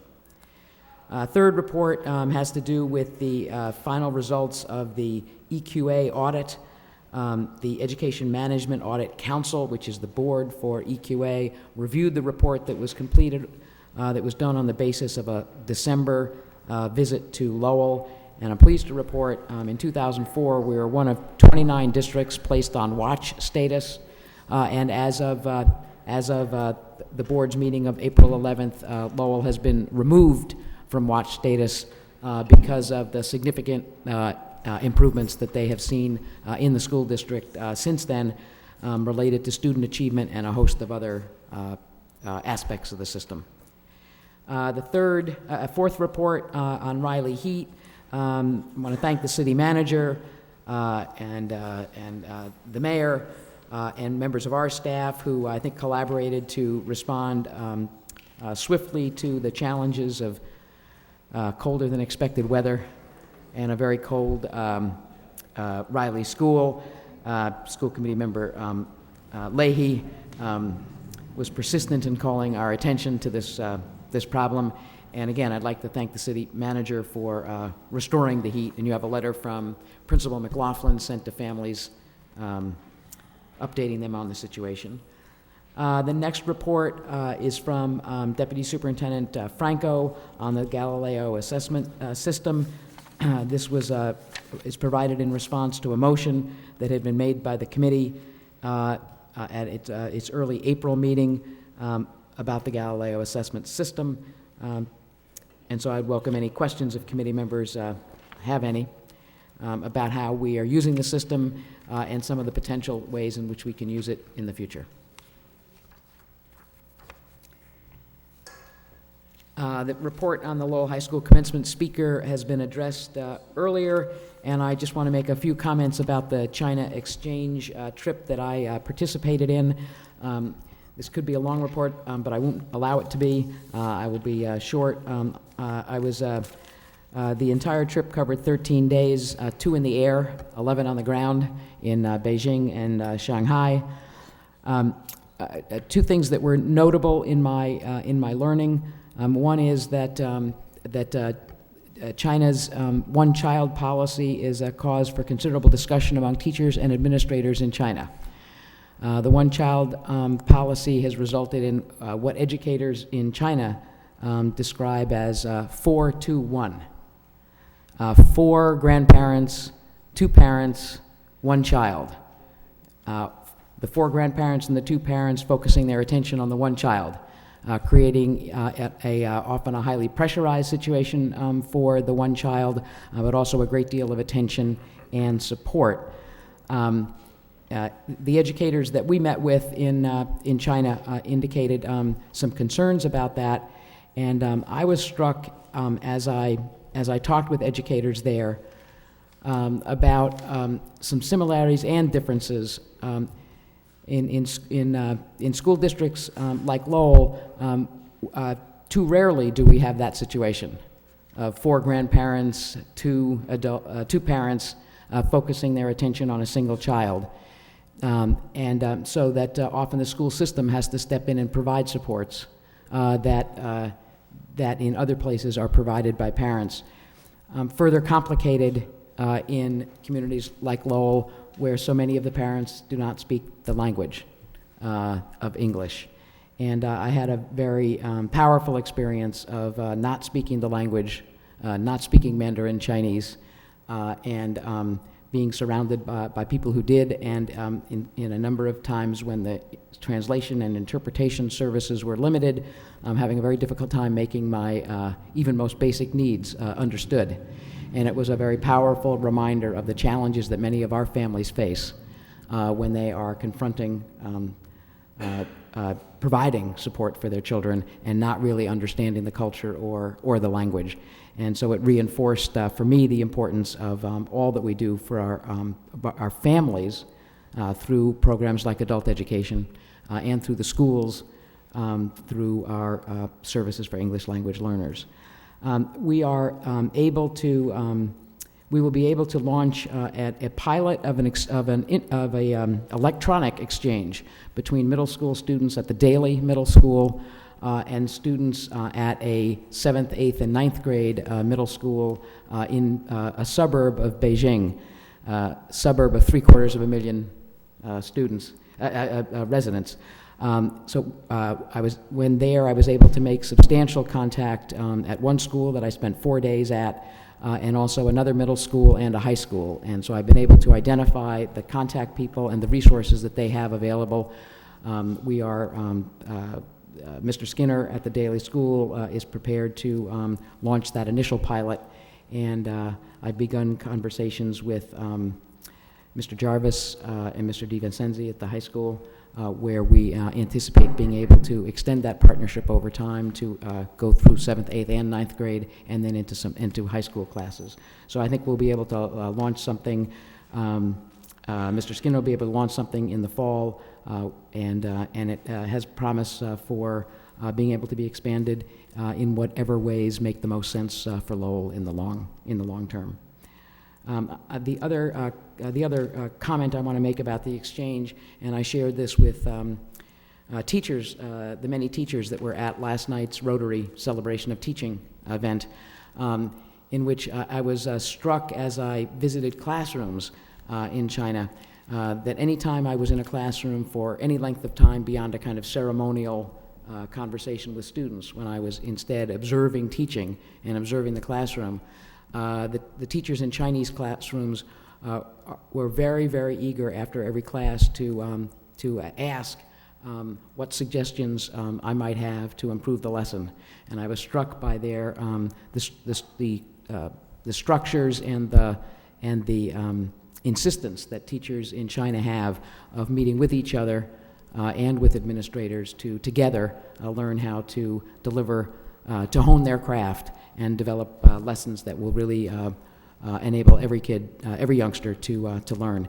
And that commitment to teacher collaboration is a strength of the Chinese system. There are other things that are not such strengths, but that's a strength that I think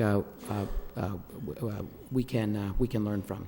So it was a very powerful experience, and one that I believe will benefit Lowell, and we'll be able to start that with some middle school students at the Daly. Thank you, Madam Superintendent. It was an excellent report. Is there any particular report the committee would like to discuss? Excuse me? I believe there are more reports. Did you want to go through all of them? I thought we were down If I could just suggest that I probably stop here, because report number 8 and number 9 will require action, whereas Okay. reports through number 7 do not require action, so they could all be accepted if the committee would like. Motion to accept all the Ms. Martin. reports. Did have a question on one report, if I could, on the Galileo assessment system. Having looked at it and certainly we're talking about significant investments at a time when this is not a district that's going to be able to make really a lot of investments. I don't get a sense from reading this report how in terms of a recommendation for moving forward, do we think that now is the time to make this investment? Do we think that again, as we're coming into budget season, we have a very short turnaround time here, recognizing that there are significant, dollar resources that need to go towards not just the software, but instructional supplies, professional development. Do we feel that, as I was looking at it, and particularly I know conversations I've had with my colleague, Mr. Leary, we're particularly interested in seeing Galileo stretch to grade 9. Is there any money within the small schools program, the small schools grant, that could perhaps be used to offset some of this cost? I know that there's grant funding for the middle school currently, and some opportunity for it to stretch into 3rd and 4th grade. Do we have a sense of a real recommendation moving forward based on the information we have here? Let me ask Deputy Superintendent Franco to respond. Ms. Martin, at this particular point, because of the constraints of this not being grant funded and the professional development involved at the high school level in the freshman academy, I was looking to see exactly the reality of that with Dr. Jack, so I have scheduled a meeting with Dr. Jack. If in fact we could at least move forward with the mathematics, because the mathematics is tried and true, we have experience with that, but it's most definitely connected to standards. And so that piece would have to be looked at. And so because we are in such dire budget constraints and I do not have a funding source for that, I wanted to look a little bit more in a detailed fashion and thought that we could bring it up at our next curriculum subcommittee meeting with more detail, because I think that at this particular point we're talking about $300,000 if we look at what this costs. We can get the assessment through the grant for one last time, but in fact we want to make sure that we implement it appropriately with our staff. So that's kind of where we are, Ms. Martin, at this particular point, and I thought we'd bring it up for discussion. So the only thing we'd be looking at now is really continuing with the assessment that we have in place at the middle school level and seeing if the high school has the interest, the ability, the capacity to perhaps expand to 9th grade with just the math component of Galileo. Is that where we're at right now? Yes. Okay. And that would be based on their recommendations to us too from the staff at the high school. Mr. Okay, O'Leary? that's great. Thank you, Mayor. I think what we talked about at the curriculum and at the finance was that you would get us the cost so we can make the determination of whether or not we want to do it or not do it. So I think it's imperative that we at least get the cost and we can make a decision as we go through all the recommendations. I don't know if that's in here or not in there, but I, for one, since we voted on it, I think we should at least know what the knowledge is and we can make the decisions of moving the budget around or not moving the budget around to make it fit or not fit. I think we can, if I could respond, I think we can get you that information before the budget deliberations are done.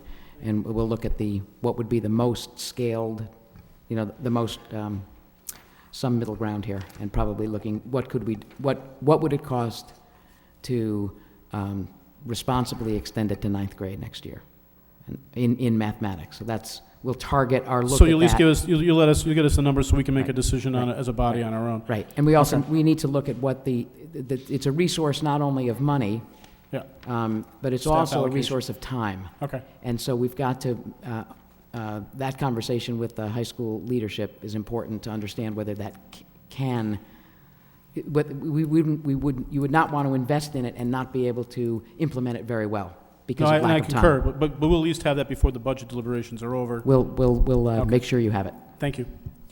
There are 9, yes, Mr. Leahy. Thank you. I just want to speak on the Riley Heath situation. I did watch both council meetings the week prior, last night's meeting, and I saw your comments. What I want to say tonight is that, I understand that we took a chance, they made a mistake, but... Don't say we. Well... Someone took a chance. Okay, someone took a chance.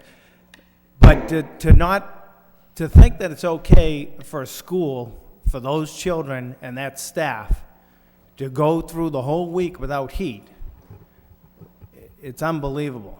to me. The staff actually had their petition ready to go by Thursday to ask for heat in the school. And I just think that whoever, it was a foolish decision. I mean, we should have been allowed to make the decision when the heat goes off in the school. The boiler didn't make it this year. They put a replacement in, but to think that you could pull that out by April 15th was just a foolish decision. And I appreciate that the heat's back, but only after everybody from this committee, from the school department, our request fell upon deaf ears. And I think when you spoke up, Your Honor, they listened. And first of all, I can't believe that we as a board, you know, the disrespect that we get sometimes is unbelievable.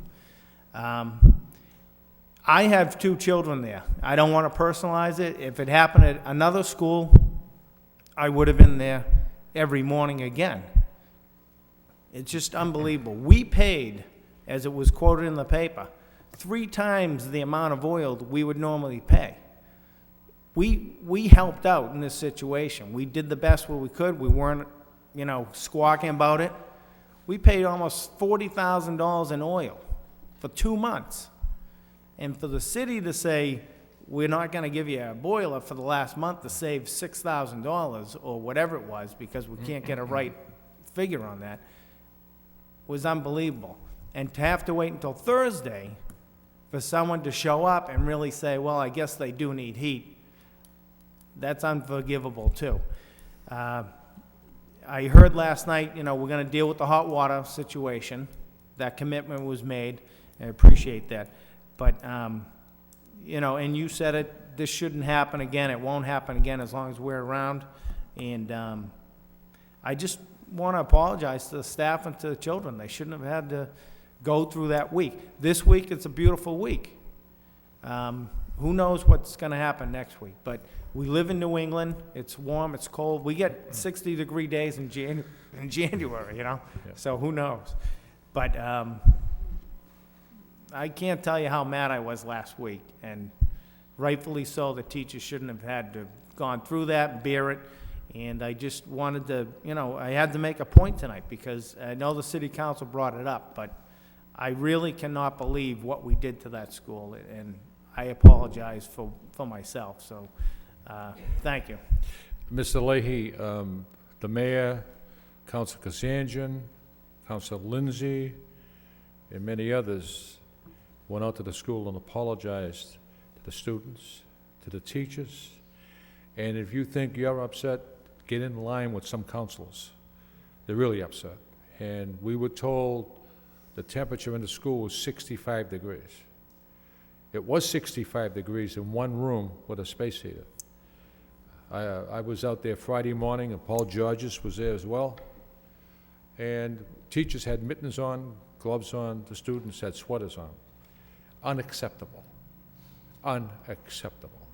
And maybe the boiler should have been replaced last summer during the summer break. So, but that's water over the dam. You can rest assured it won't happen again. And I imagine at the council meeting Tuesday evening, it's going to be discussed again. So, Mr. Conway. Mr. Mayor, I want to congratulate you on that situation because when you became apprised of the situation, I believe it was 48 hours later, that heating system was back in the Riley School. And again, I agree with my colleague, it probably should have never, obviously, it should have never been taken out of there.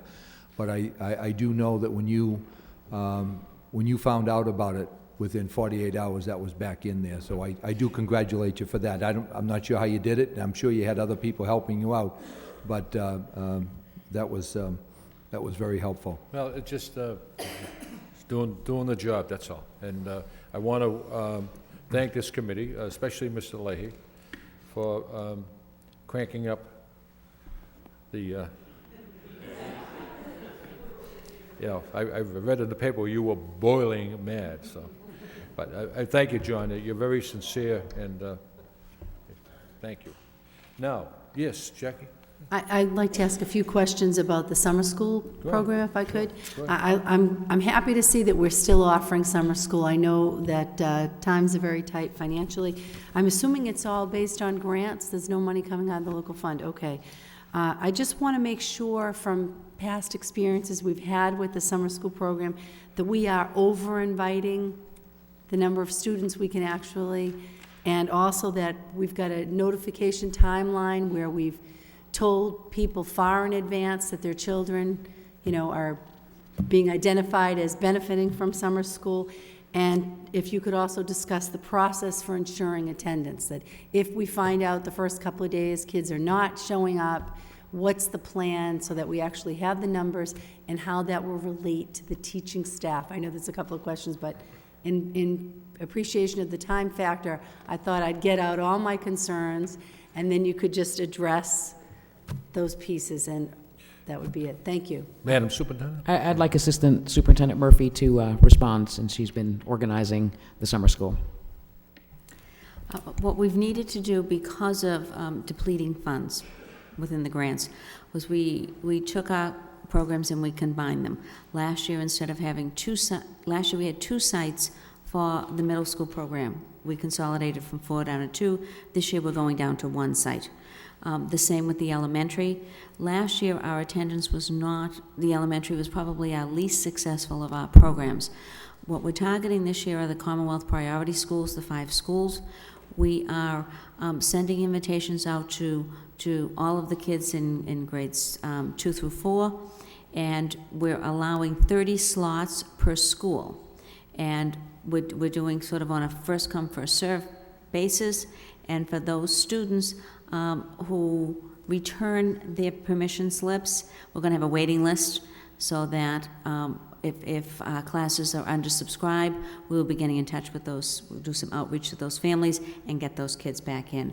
We've kept the Freshman Academy program because it was so successful last year with our 8th grade students, and it really helped with the transition for the students going into that to the 9th grade this year.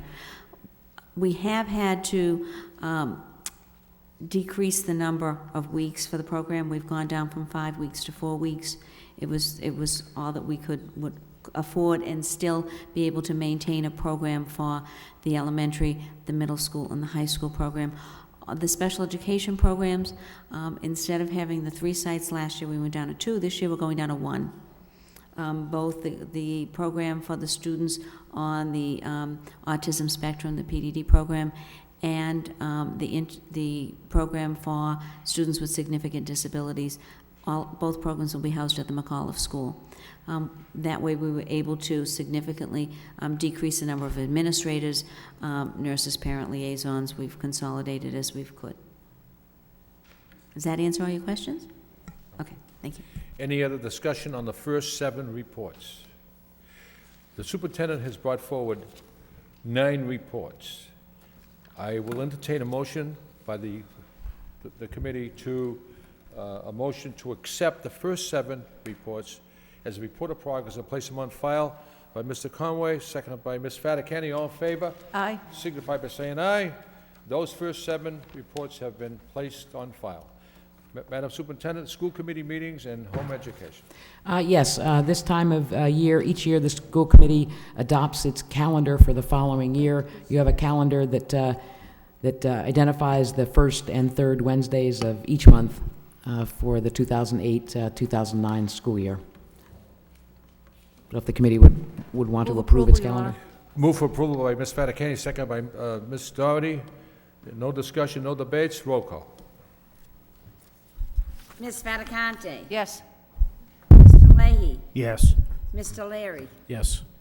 Ms. Martin? Yes. Mayor Caulfield? Mayor Caulfield? Yes, I'm sorry. Mr. Conway? Yes. Ms. Doherty? Yes. 7 yeas, approved. Ms. Doherty? Your Honor, while we're discussing school committee meetings, I'm not aware that we did anything about the fact that our June meeting conflicts with the Lowell High graduation. We are scheduled to meet on June 4th, which is the night of Lowell High commencement.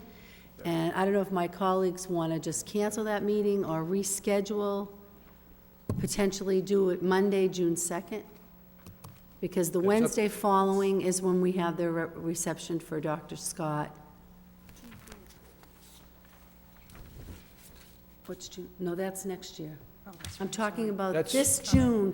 Our meeting in June is the same night as the commencement. Cancel it. So do we want to reschedule another night in June? That's up to or the just board. I cancel? mean, Let me, I'm very through you- flexible. Through your honor to the superintendent, what potentially would there be on the agenda that this committee would need to approve on that evening? Could you foresee? I don't anticipate anything, although we don't know, I understand that the budget hearings and meetings have not been established, so the only thing I'm not sure what the committee will determine about the budget. And you had to be very careful, Monday evenings, Right. This place there's is different committees that are in the chambers. I would just move to cancel that meeting then. Second. Cancel the June 4th meeting, 2008. Motion by Ms. Doherty to cancel the June 4th meeting, seconded by Second, Your Honor. Ms. Fattacani. All in favor of the motion, signify by saying aye. Any opposed? Aye. Motion carries. Okay, Madam Superintendent? The final report is a request for home education for, that a parent is requesting permission to home educate her child, so I recommend approval. Move approval by Mr. Conway, seconded by Ms. Martin. Any discussion, any debate? If there's none, roll call. Ms. Fattacante? Yes. Mr. Leahy? Yes. Mr. Leary? Yes. Ms. Martin? Yes. Mayor Caulfield? Yes. Mr. Conway? Yes. Ms. Doherty? Yes. 7 yeas, approved. That went smooth. Very nice, Your Honor. Thank you. At this point in time, I would like to have the Madam Solicitor just give an explanation on the executive session. And Madam Solicitor, if you could let the committee know and the viewing audience at home know that what was transpired in the paper and so forth.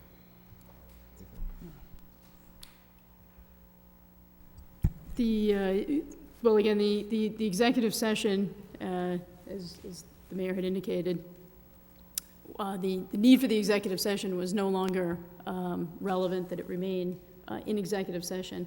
And that's the reason that the mayor had given the report as well as the votes. The votes in executive session are all taken by roll call. And again, when the need for the executive session is no longer in existence, then the need for the executive session privilege no longer remains, and thus the matter becomes public, as it did this evening, and as it did to some lesser degree earlier this week in the newspaper. Any discussion, any questions? Yes, Ms. Martin. Yes, thank you very much. I'm just hoping we could get maybe a little clarification on the need to remain confidential. What is it that dictates that need? Essentially the circumstances, but to give you an example, I mean, in this particular case, the matter was fully resolved in executive session. So the bargaining that went back and forth, and maybe a better example is the new contract for the incoming superintendent, Chris Scott. The initial contract negotiations were conducted in executive session. There was an agreement between the parties, and a contract was approved in open session. At that point, there is no disadvantage for the school committee in terms of your bargaining position to be disclosed publicly to the new superintendent or to the public at large. So it's always going to be fact-driven. In this particular case, the matter was fully and finally resolved in executive session by all the parties, including the superintendent. And as such, there was no longer a need for an executive session at that point. I just really want to be clear, so I'm sorry I keep coming back to it. Well, and to give you the flip side, there are times where if you're dealing with ongoing, say, union negotiations, labor negotiations, ongoing contract negotiations, as those matters are pending, during that period of time, then the matters must remain in executive session, and the matters must remain privileged. So if and there are some matters which will always remain, obviously, in executive session, such as applicants. If there was a screening committee as there was in this particular case, and a large pool of applicants, that information always remains executive, because the reason always remains for the privacy exemption.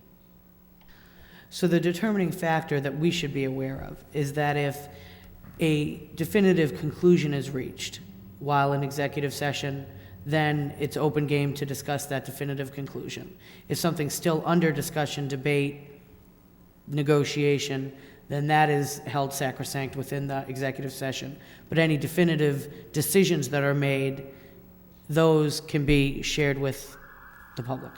As a general rule, although there may be personnel matters, such as matters of disciplinary nature, matters involving someone's character, in which the committee may have taken final action, but again, because of the very nature of the subject matter, then it would always remain an executive session. Clearly, in this particular case, the action was, again, concluded. There was no longer a need for executive session, and as such, the mayor reported publicly as to what went on and what was the result of the executive session. I just want to thank you very much. I know you spent a great deal of time talking with me on the phone the other day, too. I appreciate that. Excuse me, and I thank you, Mr. Mayor, for giving this some time. I really do appreciate it. You know, I think that it's important that we all understand what executive session means. I do want to be clear that, to be blunt about it, you know, as one of very few members of the school committee who were not listed as having not commented, I want to be clear that I did not comment. I say to you, Mr. Mayor, and I say to my colleagues that I was certainly not the individual who shared that information, so I do want to be clear about that. But I think more importantly going forward, it's difficult on shifting sands to understand what's right and what's wrong. And I just think it's very important that we have made a commitment to the public that we're going to police ourselves. So this was an instance where we needed to find additional information, and legal counsel has given us this advice, which I think is absolutely on target. So we can move forward knowing that while there was some question as to when I think information was released, as a body, we can have those concerns. But in terms of the law, we were in adherence, and there is no need to, you know, alert any of the officials who would police us. Thank you. Ms. Doherty?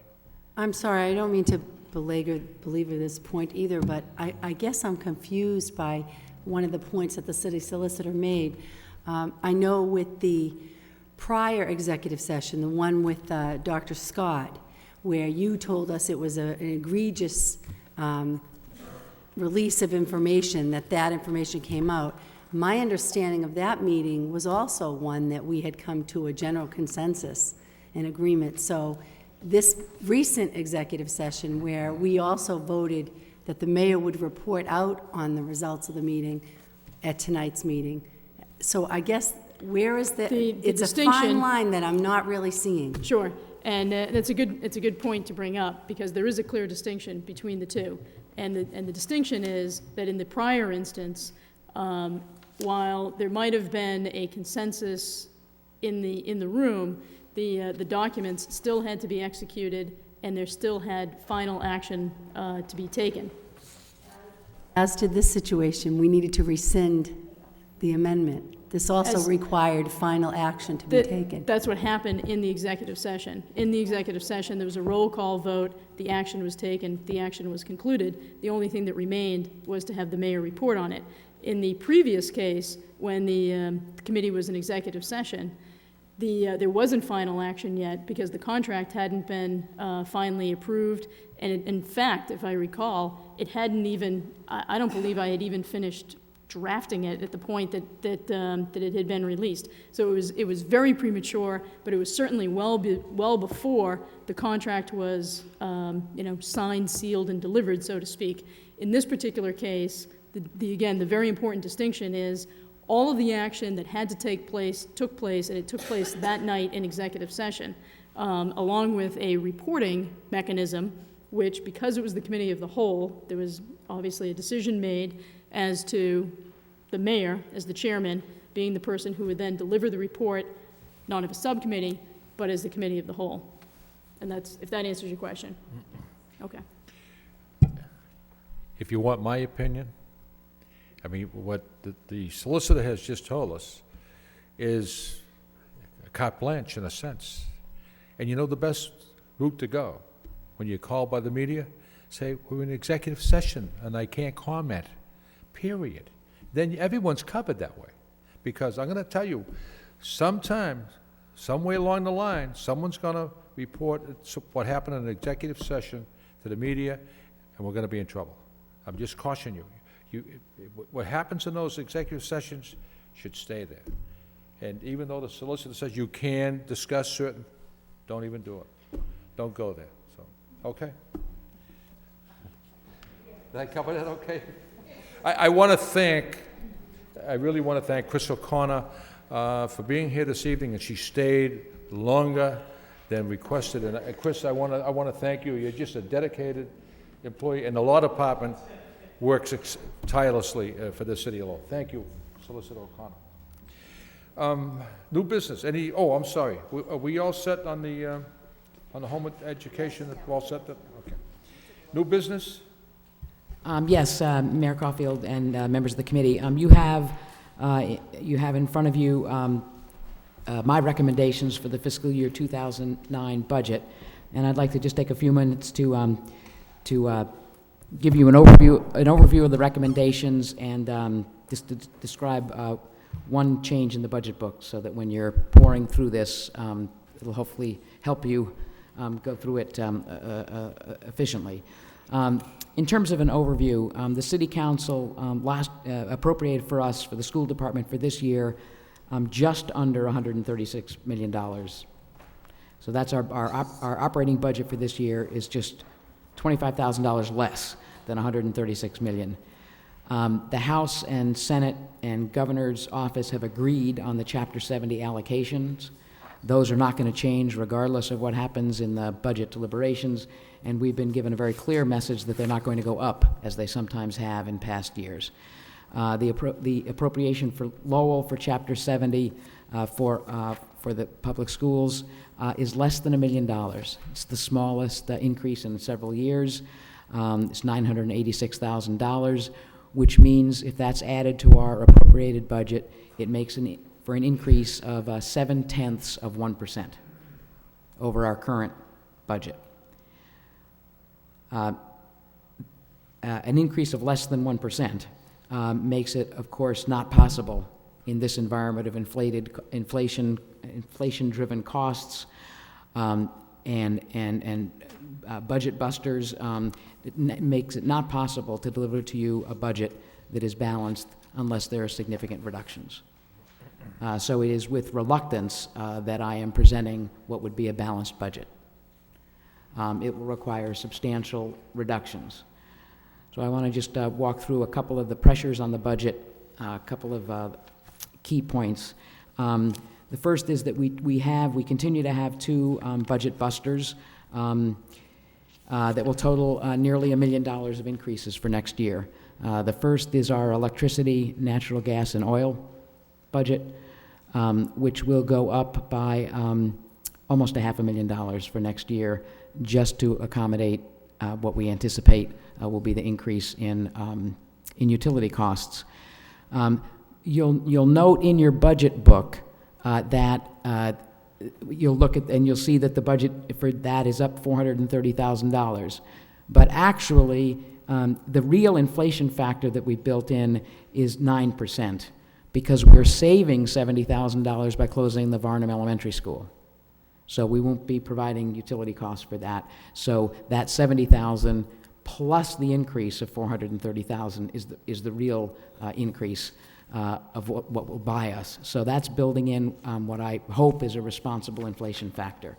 Mr. Leary at the Finance Subcommittee meeting raised some significant concerns about the original number we had in for the inflation factor, and I think your point was well taken, and I think this is a more realistic number. Special education tuition, which we've been able to contain for a number of years and avoid increases in, crept up last year, and for this year we're seeing continued escalation. It's going up 10%. It's a $5 million part of our budget, so 10% increase is $550,000 that we need to absorb in the budget because of increased tuition rates for out-of-district placements and a larger number of students that we're having to place outside of the district that our programs can't accommodate. We're fully funding the contractual commitments that we have. Next year is the third year of our 3-year contracts. In the case of, we've got 2 employee groups who have not yet have settled contracts, and we've built into the budget salary and wage increases that would be consistent with what the other employee groups are getting. Again, this year you'll find in the budget summary some trade-offs where we're continue to identify ways to reduce one position but trade it off for another position for no new net cost as a reflection either of enrollment change or of priority changes. So for example, there's in materials budget, the trade-off is last year we spent a substantial amount of money on mathematics textbooks to complete our adoption of mathematics materials. Next year that will switch to adolescent literacy, grades 5 through 9. That's remains an area that the district just has to identify as a priority. So resources that were spent for math will now be spent for adolescent literacy materials.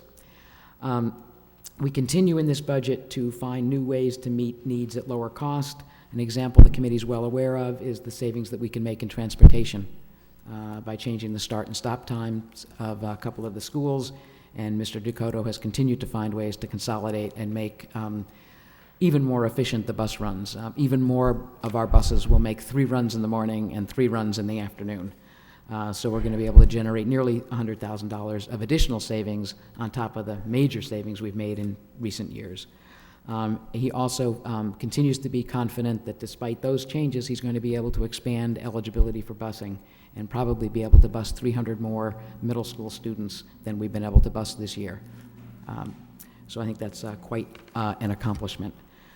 As had been expected, the private foundation grant for the district-wide contractually mandated teacher induction program, the Lowell Teacher Academy, is being phased out, so this budget absorbs the costs of that program.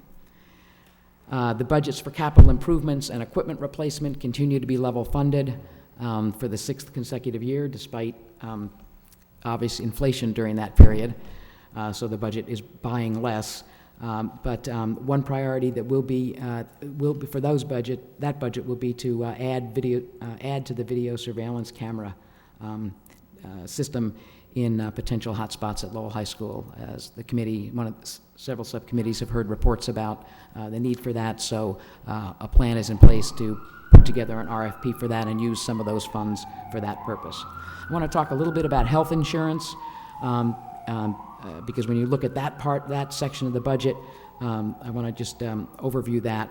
The health insurance costs on a per enrollee basis continue to go up. So on a per employee basis, the cost of each kind of plan goes up. But the settlement in the contract that resulted in choice of an HMO and a PPO plan being available to all employees, not just the master medical plan, is enabling us actually to avoid nearly $1 million in health insurance costs between 2007 and 2009 that we would have incurred. So even though the budgets, we're seeing it go up because statewide, nationwide, costs are going up, that action by the school committee and the cooperation of the unions has resulted in avoiding $1 million of costs that we would otherwise be adding to this budget.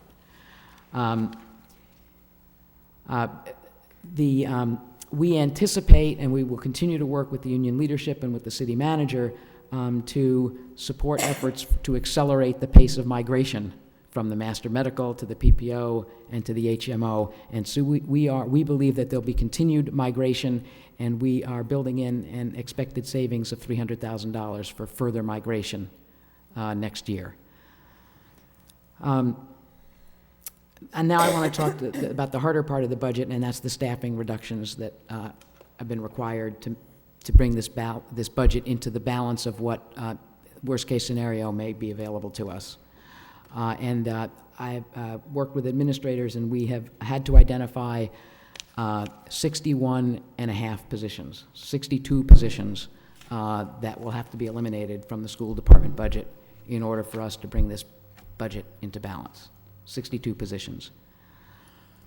With 62 positions eliminated, that will also, if we have to eliminate those, they carry with them also a health insurance savings, because those are positions that would no longer carry health insurance costs. The total savings between the salaries for the positions and the health insurance for the positions would be $3,349,000. And that's essentially the gap that we've got in the budget, between what we would need to do for level service and what we may only be able to do if we only receive the less than $1 million in Chapter 70 funds. Of the 61.5 positions, nearly half come from the elementary level. They are all the positions that are cut as a result of the closing of the Barnum School. So 27.5 of the 61.5 positions are cuts at the elementary level. Those cuts will result in increased class size at the elementary level and considerable disruption for 220 students who will be attending school in other parts of the city, and for the staff, almost all of whom have been placed in positions elsewhere in the system. At the middle school level, it's actually the smallest number of cuts and the smallest number of cuts and the smallest in proportion to their budgets, savings of about $400,000 coming from eliminating 8.5 positions. The middle schools, as the committee knows, last year took the lion's share of the cuts. That's where all the major cuts came last year to try to balance the budget. And they're really cut to the bone, and we only could squeeze out 8.5 position reductions. There will be adverse impacts of those, but we can't do more than that.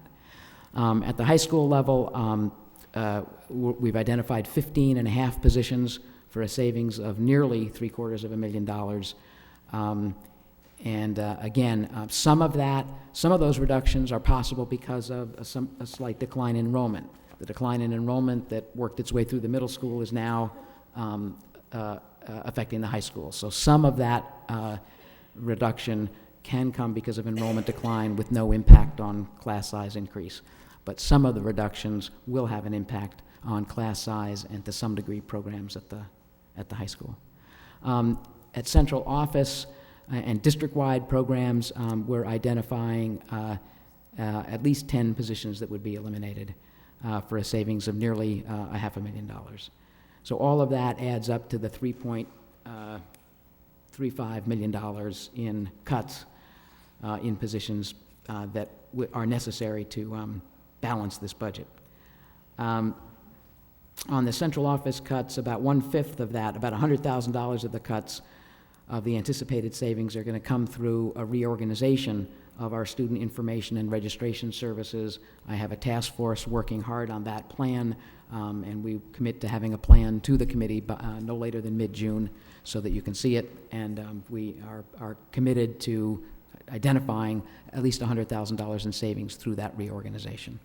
But it's very, as you can imagine, with all the cuts that have been made in central office over the last several years, it's exceedingly complex to figure out a way to do a reorganization that still meets the minimum requirements for what in those areas, and so we're working very hard on it, and we are committed to delivering a plan that will save $100,000. I want to just conclude by saying that in most cases, the people who would be displaced through the cuts of 61.5 positions will be able to be placed in other positions in the district. The vast majority will be able to be placed in other positions that are open because of resignations, retirements, or other reasons for a vacancy, and because the staff is certified, the staff member who's certified in another area where there's a vacancy, they can go into that area or take the position currently held by a long-term substitute. So we have staff that we hire during the year as long-term substitutes in a variety of positions. We also have staff that are serving as long-term substitutes who are not yet certified for the work that they do, for what they are teaching. Long-term substitutes are always not renewed at the end of the year. I mean, their contract with us always ends at the end of a school year. So some of the people who will be displaced by these positions will be put into positions currently held by long-term substitutes that would be vacancies next year. We're working very hard to find placements for as many of the people as possible. At this point, for example, with the teaching positions that will be eliminated, it looks like we will have assignments that we can make for all but 2 of the teachers that would be affected by the reductions. And we're working hard to, again, minimize the impact on employment of the people who are in these positions that are being eliminated. And I want to thank Assistant Superintendent Mulligan, who's been working nonstop on that over the past 2 weeks, to see whether we can do that. And I think, again, we will not be able to eliminate all layoffs, but we are really working hard to significantly limit them. I just want to say that the recommendations I'm making, as I've indicated, I make with reluctance. They recognize a structural deficit that are on both sides of the city's budget, the school department and the municipal side. And I believe these recommendations respond to that deficit responsibly and constructively. They will have an impact, however, the reductions on all levels of the school department. We have eliminated, over the last 5 years, already eliminated 300 positions, administrative, teaching, and support positions. This would be another 61.5. You can't make those kinds of reductions without having an adverse impact on what we can do for students, both short-term and long-term. So this budget requires compromises in quality. That said, this budget recommendation has been designed to balance short and long-term needs. It's a responsible budget plan that provides the essential resources needed to enable staff at all levels to sustain progress they have already made in areas such as mathematics, college placement, freshman course passing rates, teacher retention, and relevant professional development. It also provides the resources needed to accelerate progress in key areas such as adolescent literacy. The human and material resources that are preserved through this budget will enable the staff of the Lowell Public Schools to continue its hard and effective work to provide every student with the essential support and guidance each one needs to be a successful learner. I look forward with my colleagues in central office to the analysis and deliberations that will unfold in the weeks ahead. And one of the things that I would ask the committee to do tonight is to firm up its schedule for budget deliberations. I know there have been some changes in some people's personal schedules that will necessitate a change to the original schedule, and I would ask that the committee establish that. Mr. Conway? I just have 2 quick questions to the superintendent. With your recommendations, what do you foresee as the net loss of personnel? How many individuals will actually lose their job under this proposal? So you're not talking about positions, but you're talking about people. People, actual people. I'm not Right. talking about transferring an individual to another. I'm talking about the actual individual not having a job. At this point, as of this afternoon, the maximum number of this would be 13. 13. 13 at the maximum number. Now do you know the breakdown of those 13? I'll get that for you. I don't have it on the top of my head. I know that it's 2 teachers in the 13. But I'll have to get that information for you when we do the first budget deliberation. I want to say that that number will go down because we know that we anticipate that there will be some additional retirements, some additional resignations, that there will continue to be some personnel changes that will result in vacancies that a number of these people would be qualified to step into. But I don't anticipate I do not expect that we'll get to 0 layoffs. One other question. What do you foresee as the pupil-teacher ratio? Will that go down next year, stay the same, go up? The ratio, Because there will be class size in some classes across the system, K through 12, will go up. I hope, this has been pretty carefully crafted, so it will be a modest increase. We can expect it to be a modest increase, but and there that's will be, taking into consideration the decline of Yes. population too? Yes. Right, okay. Yes. So, for example, at the high school, the first set of reductions in teaching positions should not have an impact on class size because there's some enrollment decline. But the second tier of cuts in some departments will have an impact of raising class size somewhat. Do you know what the teacher ratio, teacher-pupil ratio would change to? The high school is not completed its mock-up schedule, so I can't. I don't have a basis to compare. How about the yet. elementary? The elementary, on average, will go up on average one student per class across the system. That's the theory. Right. That I understand. if we're able to distribute.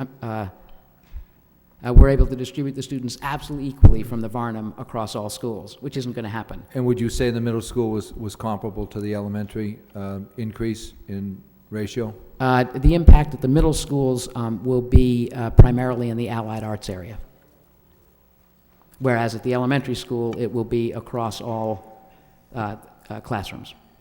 Okay, thank you. I have one question for the superintendent. There are, I believe, 33 teachers who are retiring in the system. I don't have the exact number, but I don't have the exact number. I believe it's 33. I just Probably. want to know what the savings would be. You indicated that they be replaced Master's Step 1 salary. Mayor, level. I think there's about 60. 60? 60, I think that's what 60 Paul teachers? George just said. Well, I don't know, but I just would like to know what the savings could be on that. I don't see it in here. I think that the number Ms. Mulligan is whispering to me is somewhere as of today at about 33 teachers. Right, that's what I thought. Who are retiring at the end of the year. Right. What we do with that is that when we build the budget, we build it person by person, and at this moment, if we know a person is retiring, then we take their salary out and put in a salary of Master's Step 1, so that the savings is already built into the base budget before we make these reductions. Okay. But you wouldn't have a figure on how much that would... No, we'd have to, that would be a fairly massive effort to now reconstruct all of that information from it. But, okay. That's There certainly is a savings because the difference between a Definitely. Master's Step 1 salary and a retirement. Definitely. If we didn't have those savings, our gap would be even bigger. Right. Any other discussion on the, Mr. Leary? Just real quick, I guess, obviously there's a lot for everybody to digest over the weekend. I would just, kind of caucusing with our colleagues here regarding dates. What we're thinking of doing, and please, people jump in. I think what we want to do is on May 12th, have another finance subcommittee meeting with the purpose of really lining up questions for the assistant superintendent of finance so he can prepare. The first hearing we'd like to do would be on May 17th. It's a Saturday. And then from there, we can line up an additional dates that will meet everybody's schedule. So in essence, May 12th will be a finance subcommittee meeting. Obviously, everybody's available to attend. At that meeting, the premise is really for everybody to outline the budget so we can have specific questions. So we'll have them ready to go on our first open hearing date on May 17th, a Saturday. And we can go forward from dates after that time frame. Is that date acceptable for you, Your Honor? Excuse me? Is May 17th acceptable to you? Saturday morning, start at 9? Very flexible. Okay. I'll be here. Try to get a bulk of, So get through like... I'll make a motion that our first date, Your Honor, that we meet as a committee to begin to discuss budget deliberations is Saturday, May 17th, here in the council chambers, beginning at 9 a.m. We'll schedule 9 to noon, 3 hours. I think we'll have had enough of each other by then. May 17th, Yes. 9 a.m. Yes, Your Honor. Pardon me? So do we want to book the next Saturday just amongst ourselves? That would between be the- Memorial Day weekend. Yeah, that's, I wonder if we shouldn't book at least the Monday, the Mon- 19th. Monday evening? We have to check make to it, see, the ZBA has meetings Right. on Monday, so don't Oh. the planning board, so I mean, if So it's why a don't bit. why don't we stick with the 17th? Right. And then through you, Your Honor, to the superintendent, why don't we ask the powers that be here at City Hall, what other schedules of meetings that other groups have of the chambers? I'll find that out. And that for way, the committee, when we meet again on the 17th, we actually will have that schedule, you. Yeah, and we can look at that schedule and pick another date. okay. I will book the, make sure the council chambers are available Thank you, Your Honor. May 17th, 9 a.m. on a Yes. Saturday. The other thing I'd like to ask, Your Honor, if people are available for later in the afternoon, if the evening was booked, if we could do a 4 o'clock or, no? Okay. Just a quick question, Mayor, and I just, Mr. Leahy pointed out to us, and I didn't think of this, but is anybody available to do on the 16th? It's a Friday, we could do back-to-back. I don't know if that date's acceptable. I know, folks, that's kind of, I mean, I could do Friday night. I don't have a problem. We did it with the interviews with the superintendent. We could have that, the 16th and the 17th, and then plan for dates after that. No, we can't do that. You can rest assured there'll be Okay. nobody using the council chambers. on This the place will be 20th. wide open, yeah. Can we do the 16th? If the 16th works for other people, I could be available on the 16th if that works for other people. It can be available. I don't know if that's okay with Can we do everybody. it So we could do the earlier? 16th and the 17th. 16th, we wouldn't go too long. The Saturday would be the. Can we do it marathon. earlier, though? Could we meet I'm at a- 6? Whatever is good. I could do that. Can we I do have- 6? I have jury duty that day. Oh, you I'm won't looking be- at getting out of it, but, You won't be there that long, I even know, if I you have a do great it. excuse now. What is the earliest time we could do on the 16th? We'll be doing it on the road on 5? Friday. Can we do 5, 5:30? That's fine for me. 5? 5 o'clock, Your Honor? 5 On a- o'clock on a- on the 16th? On a Friday? Yes. Okay, 5:30 for Mr. Leahy.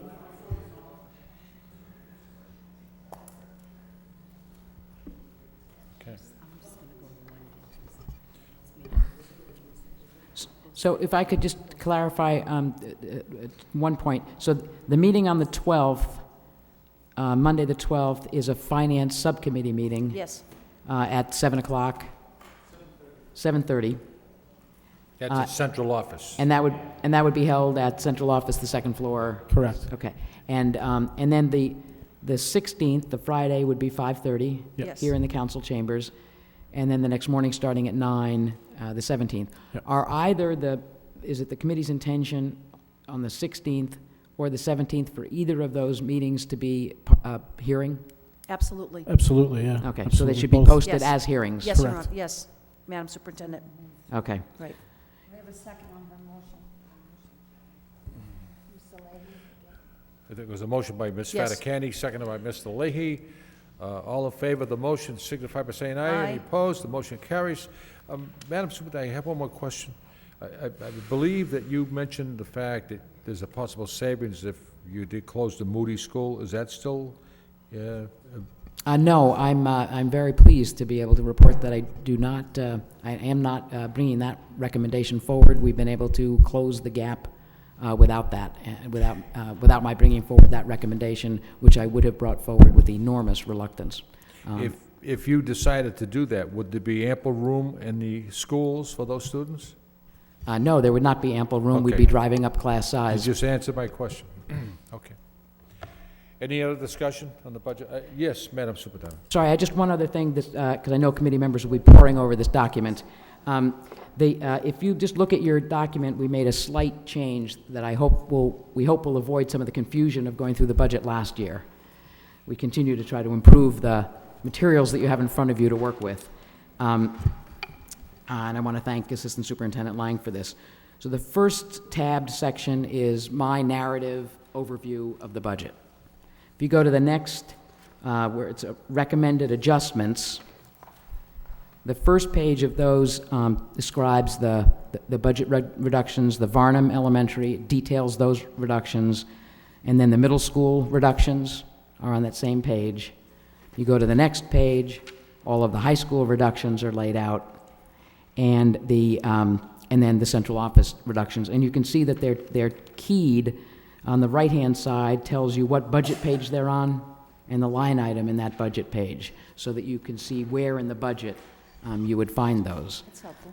And then the next page is the trade-off staffing. I think most committee members are familiar with the whole trade-off concept, where there's a reduction and then a corresponding addition, where the net cost is there's no increase. In fact, these trade-offs this year, there's a $10,000 savings. Those are all also appear in the budget, and Mr. Lang has identified the budget page where you would find those. The next page, starting at page 4 of that section, is new, and what is all the same information that you will have just read, but it's now in the order of that it appears in the budget. So it's ordered by page in the budget.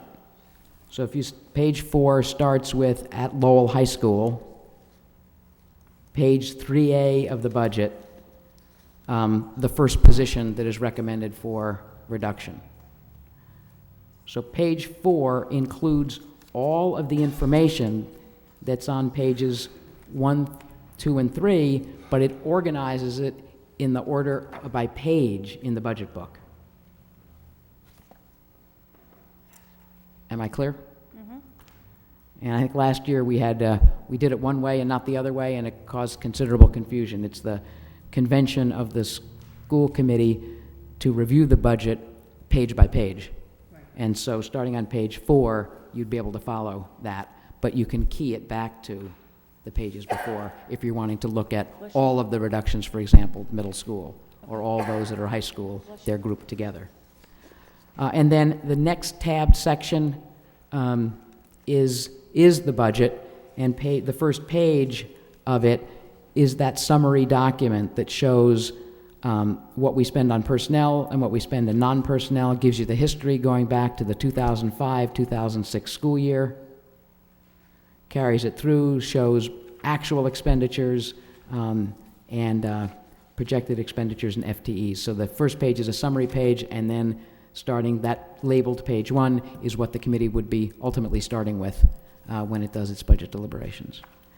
And then the rest of the budget book is first by school, elementary, middle school, high school, and alternative schools, and the very last section is the staff salary book. So hopefully you have, in a very organized fashion, all that core information that you would need. Could we make sure that the city council also receives a copy of the budget? That's very important. Yes. Thank you. Ms. Doherty? Thank you, Ron. I just have a quick question through you to the superintendent. Under staffing reductions, we have a total savings of 3.349, right? So are there additional savings? Because at the finance subcommittee meeting, we were told there was a gap of 4.9. So where's that extra? We were able to close that as we looked, for example, we had not taken into account at the finance subcommittee meeting the savings that come from health insurance. So we had not taken that into account.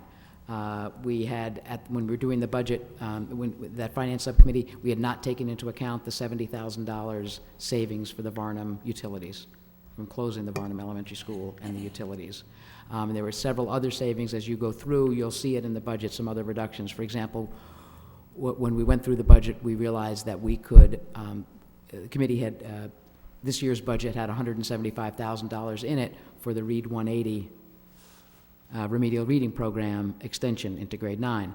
We've cut that back and just left in enough money to make sure that any upgrades and replacements can be in, but we were able to cut $150,000 there.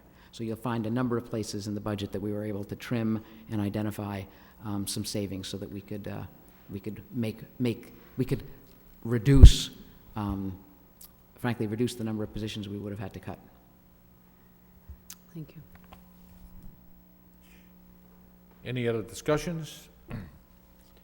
Why don't we take a motion to let it be recognized to the fact that we have received the budget from the superintendent of Lowell Public Schools. Motion by Mr. Leary, seconded by Ms. Martin, that this committee and this mayor has accepted the fiscal year '09 budget, and it is now in our hands. All in favor, signify by saying aye. Aye. Opposed? Budget has been accepted, hasn't been voted on, but it's been accepted. Convention conference requests. You want me to? May Yes. I address, Your Honor, item number 3? Yes. I don't mean to be a jerk. But while they are not third world countries, I appreciate that tremendously. Here's my concern about the precedent, and that is giving students permission to take off from school.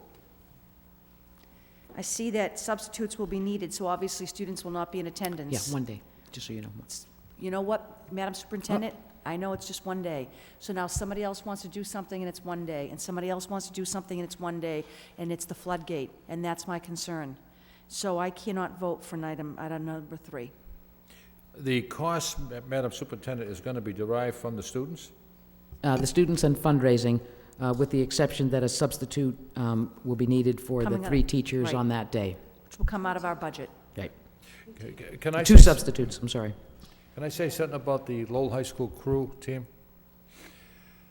I was asked to present the Mayor's Cup Sunday at the Merrimack River. And I did. I was there. It was the largest high school crew race in New England. There were 3,000 people in attendance. Lowell, I was proud of these kids. Lowell High School came in second. There were 22 other high schools competing. Manchester Central came in first place. With schools from the Cape, Hingham, I have the list here. And I cannot say enough for Jennifer Campbell and Kendra Bauer and the parents.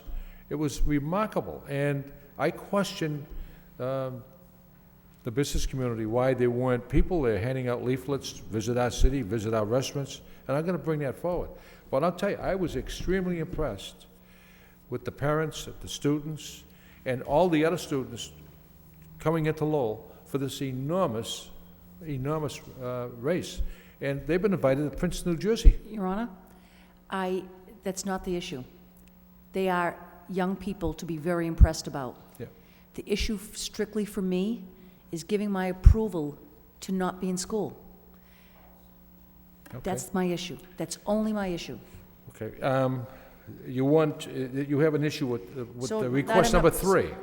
It's one day. I'm So- sorry. But you know what? We make a big deal out of So student you're attendance. making a motion to deny? No. I'm just saying, I cannot vote for item number 3. Oh, okay. That's all. That's Just a all. quick question on that. I mean, it's 2009, so they're not booking their trips now. Why don't they just leave Friday night, red-eye it like everybody else does, and you're there, they- and come back absolutely. Saturday? They I mean, could I don't know. I have mean, it's worked something it out.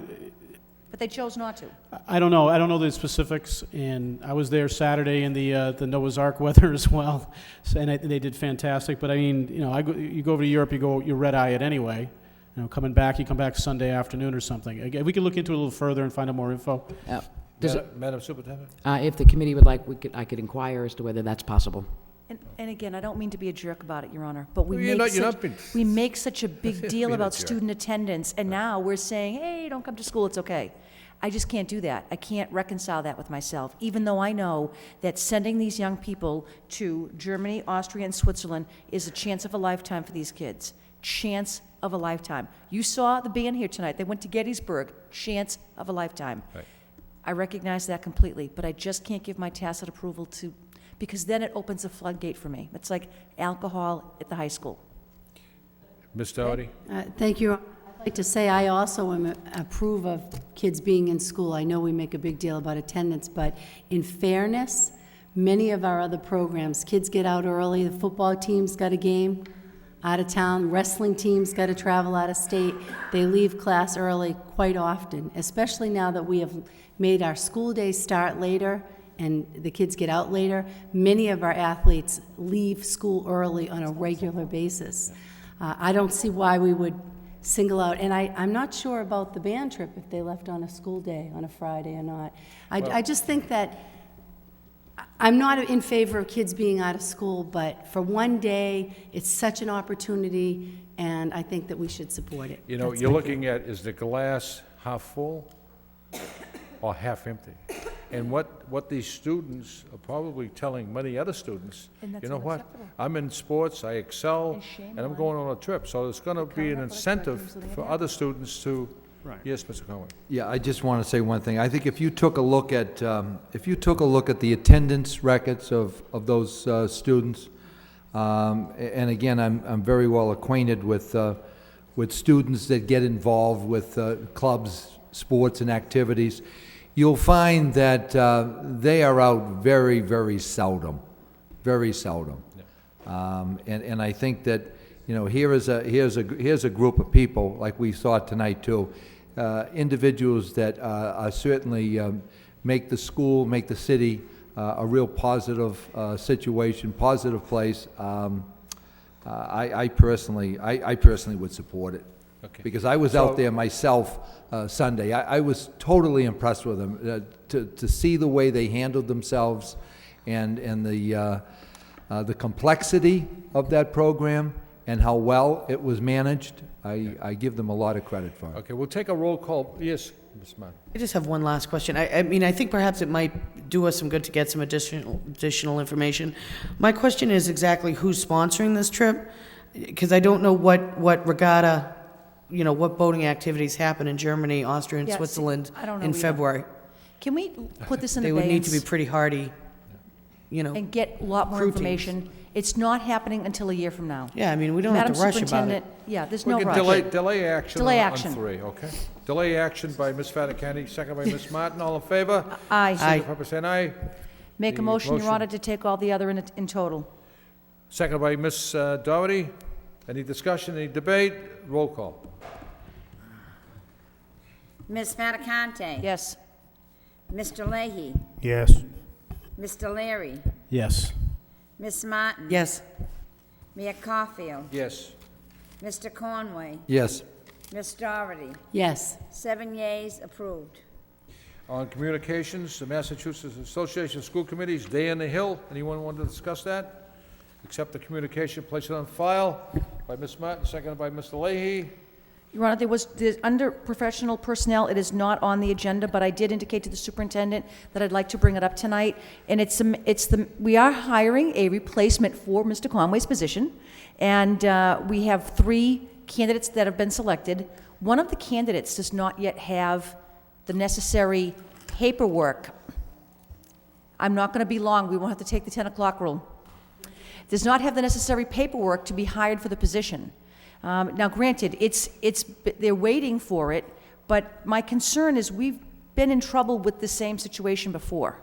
And I have some valid concerns with continuing to look at candidates that do not have the proper paperwork to be hired for the position. Now, I spoke to Assistant Superintendent Mulligan today, and she told me that all it takes is a simple phone call. Well, Your Honor, the reality is that wasn't good enough. So I'm wondering if we could, again, have the superintendent, maybe at the next meeting, indicate to us why, under your reports, Madam Superintendent, we continue to look at candidates that do not have the proper licensure and the proper certifications to be employed by the Lowell Public Schools. We've gotten into trouble with this before, and I don't want to see it happen to us again. Thank you, Your Honor. Mr. Conway? Your Honor, I'll be very brief on this. I think I agree with my colleague as far as I think you have to have all the paperwork, or you should have all the paperwork. Everything should be there in order for that individual to be interviewed. And I see that there are occasionally extenuating circumstances. For example, if you were looking for a Latin teacher and it was extremely difficult to find one, you might want to perhaps bend the rules a bit, be a little more lenient because of the fact you might not have the candidates. For this particular job, there were over 23 23 candidates. You mean to tell me we didn't have 3 people that were totally qualified with all the paperwork? That we had to pick someone that's in question? I think that's unacceptable. Well, I can't answer that. I don't know anything about it. Madam Superintendent, can you answer that question? Or? I'll be happy to report at the next meeting in detail, but it has been our standard operating procedure that when a person has all of their documented information into the Department of Education and they are noted in the Department of Education file as ready for review, that means all of the documentation is there. We've had members of our staff who are simply waiting for the bureaucratic process of the Department of Education to go through. We consider them certified for the purposes of the application process, for the interview process. If they are the selected candidate, then typically, in the cases where this has happened, Assistant Superintendent Mulligan calls the Department of Ed to break the bureaucratic logjam to get the certificate actually released in hand. But Madam Madam Superintendent, I'm sorry. That is standard operating procedure. If the school committee would like to change that, that's certainly within the prerogative. It will have an adverse impact on some of our own staff that you're interested in promoting. And if that's the school committee's prerogative, that's certainly the school committee's prerogative to pass a policy that would say that the only people that could be considered for a job are those that have their certificate in hand. The committee could do that. I just want to identify, I want to go on the record to say that that would, based on Assistant Superintendent Mulligan's experience and my experience, that would have an impact in some cases on the ability of members of our staff to be selected for positions for which they will do a good job. Ms. Doherty? Anna, I just would like to, through you, ask the superintendent, if I understand you correctly, do these people actually have the qualifications in place? They've met the requirements of the licensing, whatever position that they need licensing for. What it is they're waiting for is the actual release from the state. But there's nothing else that they need to do? I mean, they've got everything in? There are, if I could explain, Mayor, there are three categories in which people are labeled when about their licensure. One is pending. So if pending pops up on the DOA file, it means they've merely filed an application. If what pops up is under review, it means that they have provided the information, and if I'm accurate, it's not ready. So it's not ready for review. So it's still incomplete. When what pops up is ready for review, it means everything that's necessary for certification has been submitted, but it has not gotten the stamp from an official reviewer from the Department of Education. In every case that the assistant superintendent has experienced this, when she puts a phone call in and says, "Can you pop this out of the bureaucracy?" Then the certificate comes and the certificate is in hand. I mean, again, the committee has the prerogative to make a policy. What we've been doing is the standard operating procedure in school administration. Happy to change it if that's the wisdom of the committee. Before we go any further, move to suspend the rules so we can move forward by Ms. Martin, seconded by Mr. Leary. All in favor of the motion, signify by saying aye. Suspensions are in order. Okay, we can continue. Thank you very much. I'd just like to say, I mean, and I know that this process, and to address one of the concerns my colleagues had mentioned regarding, having 23 applicants and coming up with these particular 3. My question then would be, is this a matter of questioning the individuals who conducted the screening process? Is that the concern of this committee? Is it a matter of a concern regarding the headmaster and his process in making this decision? So just trying to find out where the concern is. Obviously, this isn't a process that is conducted at central office. It's something that happens at the high school, and I think if we have these kinds of concerns regarding the results, perhaps there might be a problem with our process. as opposed to a, you know, And- a problem with And how long has this been paperwork. going on? I mean, this process has been going on? for quite as long as, Right, I mean, so- many, many years. Right, so, Mr. Conway, you're gonna move on, okay? Go ahead. Okay.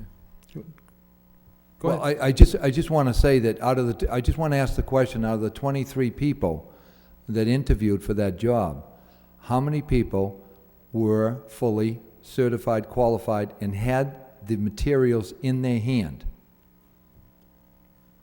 I don't know the answer to that question. I believe we'd have to go back and look at all the applicants. We would also then have to get the notes from the interviewees, correct? That the screening committee would have to share with us why they looked at these 23 people and chose who they thought were the top 3? Yep, Madam Superintendent. I believe that the process would be that the screening committee would consider anyone whose application was sent over by central office. Exactly. that And they would be having reviewed qualified. them all, they've chosen these 3 Yes. as their top picks. Yes. So that's where the decision-making happened. They were given every applicant who met the baseline requirements. Those individuals from the screening committee went through the entire process of reviewing resumes, interviewing applicants, made their recommendations to the headmaster, who then made a choice with these final 3. I'm not sure, I don't believe, the only modification, I do not believe the headmaster was involved on the screening committee. Right. He gets the final 3, and then He he would makes his choice from those 3. So he and I will be interviewing from those 3, yes. From those 3. Mr. Leary? I don't know if it's appropriate at this point, but I think the issue really is something for the Personnel Subcommittee, in my opinion, to review in terms of, with that fantastic chair, Connie Martin, to look at really what type of policies we have in place regarding these committees that select our folks that work for us or providing finalists. Now, we did it at great debate. I mean, almost, ad nauseum about who was going to serve on our superintendent search committee. And it was a long and bruising, but I think overall it worked out pretty well. I like to know more about how we select these committees when we weed out applicants. I like to know about the folks that are on. I mean, I'm sure they did a fine job. I'm not trying to say someone didn't do a fine job. But as a school committee, if we're going to set policies, let's look at the whole process. I mean, we don't hire individuals, but we evaluate the superintendent, who ultimately evaluates the principals that do. And I'd like to know, when we do our evaluations, what type of policy we have in place when we select these people. Who are we selecting in our search committees, and who's making those recommendations? And I don't know if that can be in the form of a motion, or the next time you have a subcommittee meeting. We would need to suspend the rules, Your Honor, for Mr. Leary to bring that in as a motion. Can I just interject? Sure, absolutely. Are we trying to reinvent the wheel? No, I think we're trying to look at it and see if we can make it more How long has this efficient. process been going on?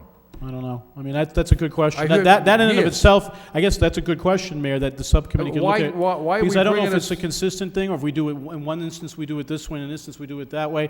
I don't really know, and I think the personnel subcommittee could delve through that to see if it is a consistent across the board, if we even want it to be consistent. I'll put a motion on the next agenda. Okay, so we'll do it the next meeting. Thank you. Okay, I appreciate that's it. fine, because we can, no. We suspended the rules to keep going. We can keep going if you want. Any other discussion? Before we adjourn, I attended some school functions this past week. And Madam Superintendent, I can't say enough about the Special Olympics at the Lincoln School. Mrs. Dunning, Mrs. Fenley, they had some students from UMass Lowell. That one day made those children's lives so much brighter, and I was very, very impressed. And they named those games after Mary Mitchell, who's just a wonderful, wonderful person. Jackie Doughty was there, but I was impressed, really impressed what they did at that school that day. And I also would like to say about the Spanish students who had a concert at the high school last Thursday evening. And Alejandro Zayas, I believe, produced, directed this whole show. It was a beautiful concert. Those kids had a tremendous time, and as far as they were concerned, they were Julio Iglesias and Dancing with the Stars. They were excellent, and I just want to compliment you, Madam Superintendent, on that. And last but not least, today I attended a function at Lowell High School with Chancellor Meehan, President Cal Cowan, many people from UMass Lowell, Middlesex Community College, teachers, staff, faculty. the cafeteria was full, and it was very exciting. Mr. Conway was there, along with Jackie Doherty and Jim Leary, but it was exciting. And I think it was the first time, all the educators came together to discuss methods and techniques, and all the students. So, and Mr. Georges was there as well. So I just want to report that. And while I was there, Maria Kuna gave me this information, part-time jobs. She asked if I do this. Thursday, May 8th, 2008, 3 to 5 p.m., Lowell High School main cafeteria, 50 Father Morissette Boulevard, Lowell, Mass. For information, call Kathy Sturdivant, Maria Kuna, Beatrix Sierra. And it's those who are looking for youth job fair. So it's very important to the youth of our city. If there's any other discussions, any other things to discuss, if there's not, I'll entertain a motion to adjourn by Mr. Leahy, seconded by Ms. Martin. Thank you for an excellent meeting.